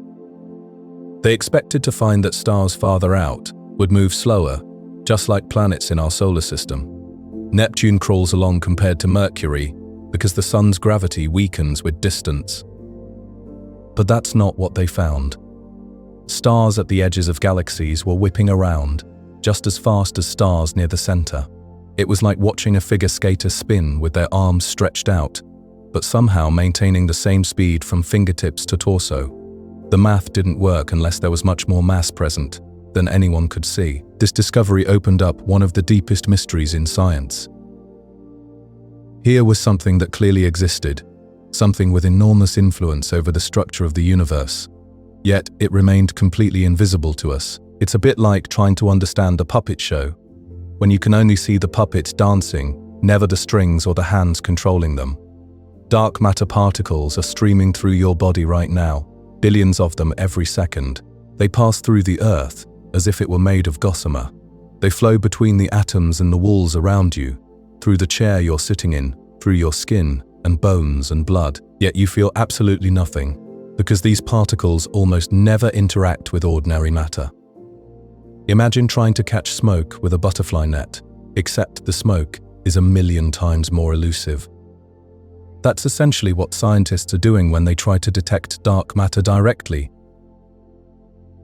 They build detectors deep underground, shielded from cosmic rays and other interference, hoping that maybe once in a great while, a dark matter particle will bump into an atom in their equipment. The gravitational effects, though, those are everywhere once you know how to look. Dark matter acts like invisible scaffolding that holds the universe together. It forms vast halos around galaxies, creating the gravitational wells that keep stars in their orbits. Without these halos, galaxies would simply fly apart, their stars scattered to the cosmic winds.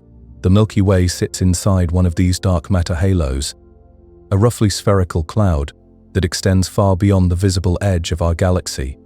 This halo contains perhaps 10 times more mass than all the stars, gas and dust we can observe.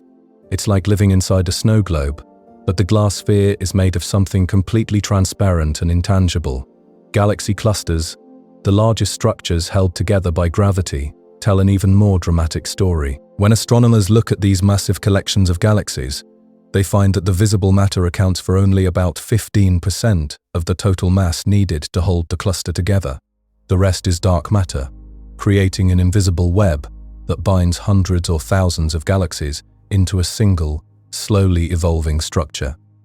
Sometimes these galaxy clusters collide with each other, cosmic crashes that unfold over millions of years. During these collisions, something fascinating happens that reveals dark matter's true nature. The galaxies themselves, surrounded by their dark matter halos, pass right through each other like ghosts. But the hot gas between the galaxies collides and heats up, glowing brightly in X-ray light. This separation between the gas and the galaxies shows us where the mass really is. The galaxies follow the dark matter, moving almost unimpeded through the collision. The gas gets left behind, heated and slowed by the impact. It's like watching two groups of people walk through each other, while their shadows somehow get tangled up and delayed. These cosmic accidents provide some of the strongest evidence that dark matter really exists as a separate component, not just a quirk of gravity or a gap in our understanding. The mass goes where the galaxies go, not where the visible gas ends up. On even larger scales, dark matter shapes what astronomers call the cosmic web, a vast network of filaments and nodes that spans billions of light years. If you could see dark matter, the universe would look like an enormous three-dimensional spiderweb, with galaxies strung along the threads like dewdrops on silk. This structure began forming when the universe was still young and dark, before the first stars ignited. Tiny fluctuations in the density of dark matter grew under their own gravity, pulling in more material and creating ever larger clumps and filaments. Ordinary matter followed along, falling into these gravitational wells and eventually forming the galaxies we see today. It's humbling to think that the cosmic architecture surrounding us, the very framework that determines where galaxies form and how they move, consists of something we can't directly perceive. We're like ants crawling around on a vast cathedral, able to sense the structure around us, but unable to see the stones and mortar that hold it all together. The properties of dark matter had to be just right for our universe to develop the way it did.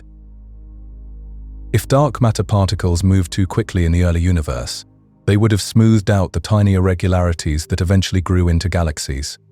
If they moved too slowly or clumped together too strongly, matter would have collapsed into dense knots, leaving vast empty regions between them. Instead, dark matter strikes a perfect balance. It clumps enough to create structure, but not so much that it forms black holes everywhere. It moves slowly enough to allow galaxies to form, but not so slowly that everything collapses immediately. This Goldilocks behavior suggests that dark matter particles have very specific properties, even though we don't know what those particles actually are. The search for dark matter has become one of the great scientific quests of our time. Deep underground, in abandoned mines, and beneath mountains, researchers operate incredibly sensitive detectors, cooled to nearly absolute zero. They're looking for the faint signature of a dark matter particle colliding with an atom in their equipment, an event so rare it might happen only once per year in a detector the size of a refrigerator. Other scientists are taking the opposite approach, using powerful particle accelerators to try to create dark matter in the laboratory. They smash protons together at enormous energies, hoping to produce dark matter particles that they can then study. It's like trying to understand a new animal by looking at its footprints in the mud, then attempting to recreate the creature that made them. Meanwhile, space-based telescopes are mapping the distribution of dark matter across the cosmos by observing how its gravity bends light from distant galaxies. This technique, called gravitational lensing, turns dark matter halos into cosmic magnifying glasses. The distortion of background galaxies reveals where the invisible mass is concentrated, allowing astronomers to create maps of dark matter structure. These maps show a universe that's far more complex and dynamic than the peaceful night sky suggests. Dark matter is constantly flowing and reshaping itself, responding to gravity on scales ranging from individual galaxies to the largest structures in the cosmos.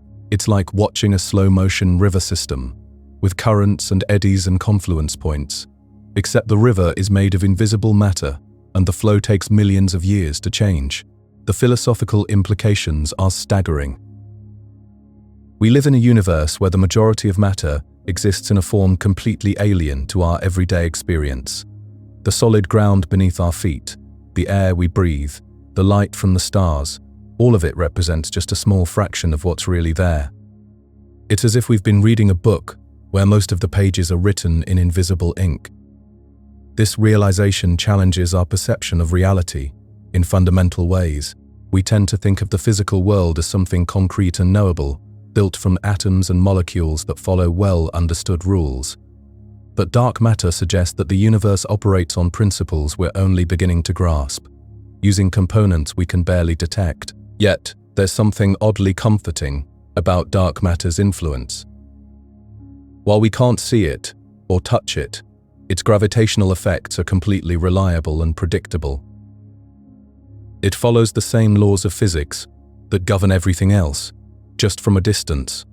It's like having a silent partner in the cosmic dance, one whose presence we feel, even though we can't make direct contact. The story of dark matter also reminds us how much we still don't know about the universe. Despite centuries of scientific progress, despite our sophisticated instruments and elegant theories, the cosmos continues to surprise us. We discover that most of reality has been hiding in plain sight, influencing everything around us while remaining completely invisible. Perhaps that's the most remarkable aspect of dark matter, this reminder that mystery and wonder still permeate the universe at its deepest levels. Every time we think we've mapped the boundaries of the known world, we find evidence of vast territories beyond our perception. Territories that have been shaping our existence all along without our knowledge or consent. The invisible hand that shapes our cosmos remains one of science's most persistent puzzles. For decades now, researchers have been chasing shadows, following gravitational breadcrumbs that lead to something they cannot see, cannot touch, cannot capture in any laboratory. This unseen influence governs the motion of entire galaxies, yet it slips through every detector we've built to find it. Think about how strange this really is. We live in a universe where most of the matter, perhaps 85% of it, refuses to reveal itself through light. It doesn't glow, doesn't shine, doesn't emit any electromagnetic radiation we can detect, yet its gravitational fingerprints are everywhere, written across the fabric of space itself. Galaxies spin too fast for their own good. The stars at their outer edges should be flying off into the void, scattered by centrifugal force like mud from a spinning wheel, but they don't. Something invisible holds them in place. Something with mass, something that pulls. Galaxy clusters, those massive collections of hundreds or thousands of galaxies, behave the same way. They stick together with a gravitational glue we cannot see. When astronomers measure the light bending around these cosmic structures, they find more curvature than the visible matter can account for. Space itself is being warped by mass that doesn't announce itself through photons. The cosmic microwave background, that ancient light from the early universe, carries patterns that only make sense if there was extra matter present when the cosmos was young, matter that didn't interact with that primordial radiation. This consistency across different scales, different times, different measurement techniques, creates a compelling case. Yet every attempt to catch this invisible matter in the act has come up empty. Deep underground laboratories, shielded from cosmic rays and background radiation, have been listening for the rare whisper of a dark matter particle colliding with ordinary atoms. Silence. Space telescopes have scanned for unusual emissions, for signs of dark matter particles annihilating each other or decaying into something detectable. Nothing beyond what ordinary astrophysical processes can explain. Particle accelerators have tried to recreate the conditions of the early universe, hoping to produce these elusive particles artificially. The results stay within the boundaries of known physics. It's as if the universe is playing an elaborate game of hide and seek, leaving obvious clues about something's presence while keeping the something itself completely hidden. This creates a fascinating philosophical tension. We're forced to believe in something based entirely on what it does, not what it is. It's like knowing a ghost lives in your house because doors keep opening and closing, but never seeing the ghost itself. The evidence is indirect, circumstantial, yet overwhelmingly consistent. History offers some comfort here. Neptune was discovered because it tugged on Uranus in ways that didn't make sense without another planet being present. Astronomers calculated where this unseen world should be, pointed their telescopes there, and found it. The invisible became visible. But Neptune took only a few decades to reveal itself directly. Dark matter has been hiding for much longer. Maybe dark matter particles are fundamentally different from anything we've imagined. Perhaps they don't collide with ordinary matter in ways our detectors can register. Maybe they don't decay, don't annihilate, don't convert into photons under magnetic fields. They could be interacting with reality through channels we haven't discovered yet, following rules we haven't written down. The visible universe contains an incredible variety of matter.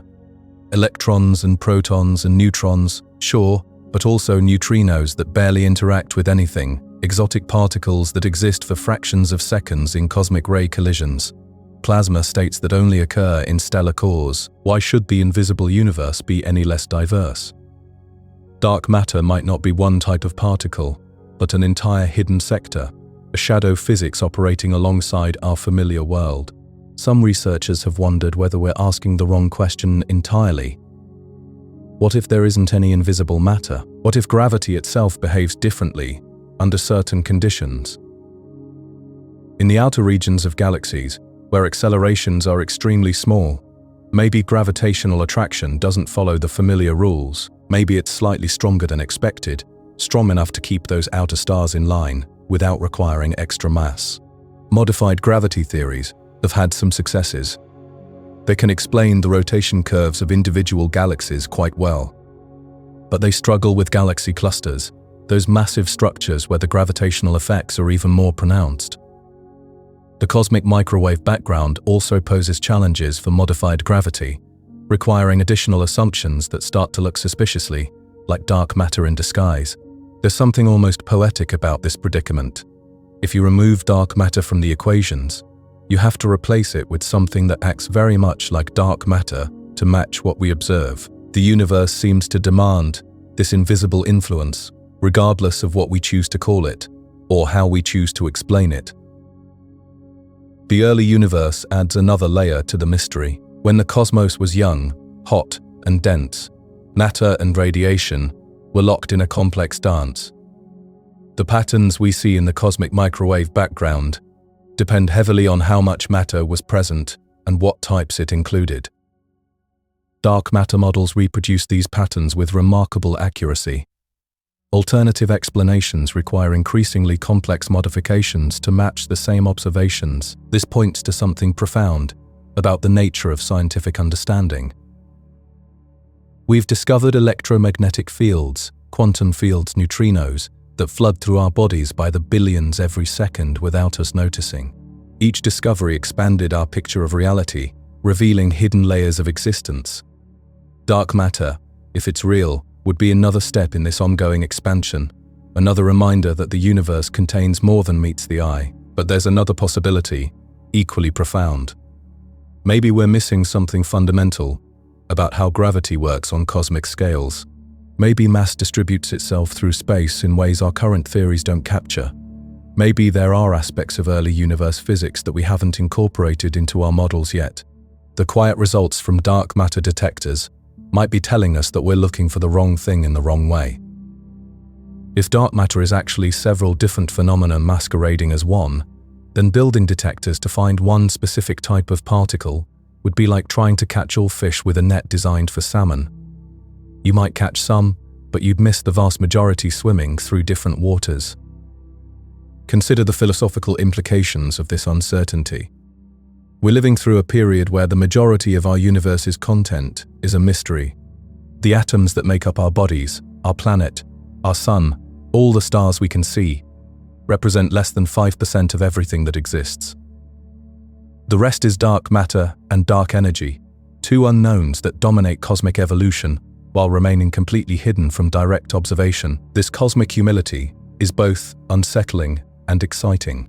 It suggests that reality contains layers we haven't accessed yet, physics we haven't discovered, forms of existence that operate by rules we're still learning. The universe might be far stranger and more wonderful than our current understanding suggests.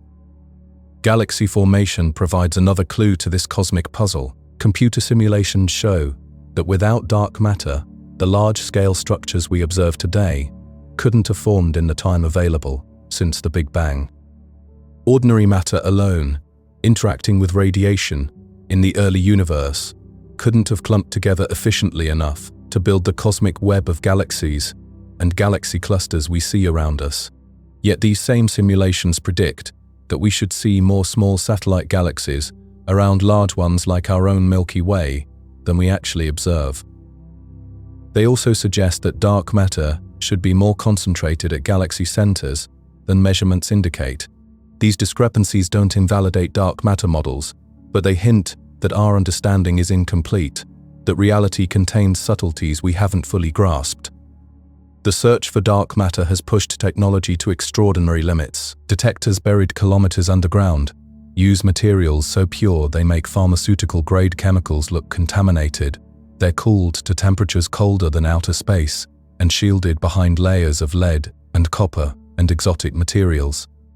They can detect the recoil of a single atomic nucleus, measure energy deposits smaller than the motion of molecules in room-temperature air. Yet, they remain silent when it comes to dark matter.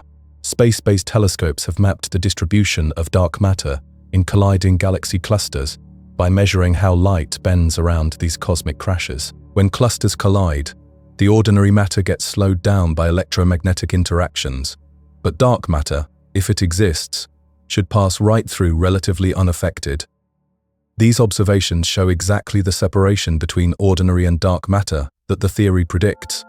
It's some of the most direct evidence we have for dark matter's existence. Yet, it's still indirect, still based on gravitational effects rather than particle detection. The cosmic microwave background offers perhaps the most precise window into the early universe we're likely to have for a long time. The tiny temperature fluctuations in this ancient light encode information about the universe when it was only 380,000 years old. The patterns match dark matter models so well that it's hard to imagine how any alternative explanation could reproduce them without including something that behaves very much like dark matter. This creates an interesting philosophical puzzle. Even if dark matter doesn't exist as particles, something with very similar properties must have been present in the early universe to explain what we observe. The cosmic microwave background is like a photograph of the young cosmos. And that photograph shows clear signs of invisible mass, influencing how ordinary matter was distributed. Neutrinos provide an interesting parallel to the dark matter mystery. These ghostly particles barely interact with ordinary matter. Trillions of them pass through your body every second, without leaving any trace. They were predicted by theory decades before they were detected experimentally. Even now, catching neutrinos requires enormous detectors and sophisticated techniques. Yet we know they exist because we can observe their subtle effects, and, eventually, we learned to detect them directly. Dark matter particles, if they exist, might be even more elusive than neutrinos. They might interact only through gravity and possibly the weak nuclear force. This would make them extraordinarily difficult to detect directly, while still allowing them to influence cosmic structures through their gravitational effects. The fact that we haven't caught them yet doesn't mean they're not there. It might just mean we haven't figured out how to build the right kind of trap. The possibility that dark matter is actually multiple types of particles adds another layer of complexity. The ordinary matter we're familiar with includes particles with vastly different properties. Electrons are nearly massless compared to protons. Neutrinos barely interact with anything, while protons and neutrons form atomic nuclei through the strong force. If the dark sector contains similar diversity, then any single detection experiment might be looking for just one piece of a much larger puzzle. This diversity could explain why direct detection has been so challenging. Different types of dark matter particles might require completely different detection strategies.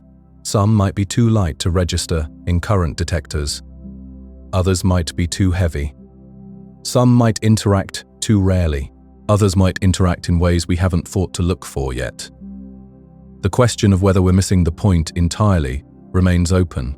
Dark matter models work extremely well at explaining observations, but they require us to believe in particles that have never been detected despite decades of searching. Modified gravity theories struggle to explain all the observations consistently, but they don't require invisible matter. Hybrid approaches that combine both ideas are possible, but become increasingly complex. This uncertainty reflects something fundamental about how science progresses. Large questions often persist for decades or centuries, shaped by cycles of observation, theory development, and revision.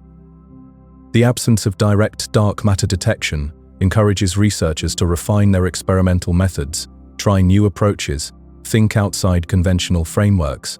The success of dark matter in cosmological models provides a strong foundation for continued research.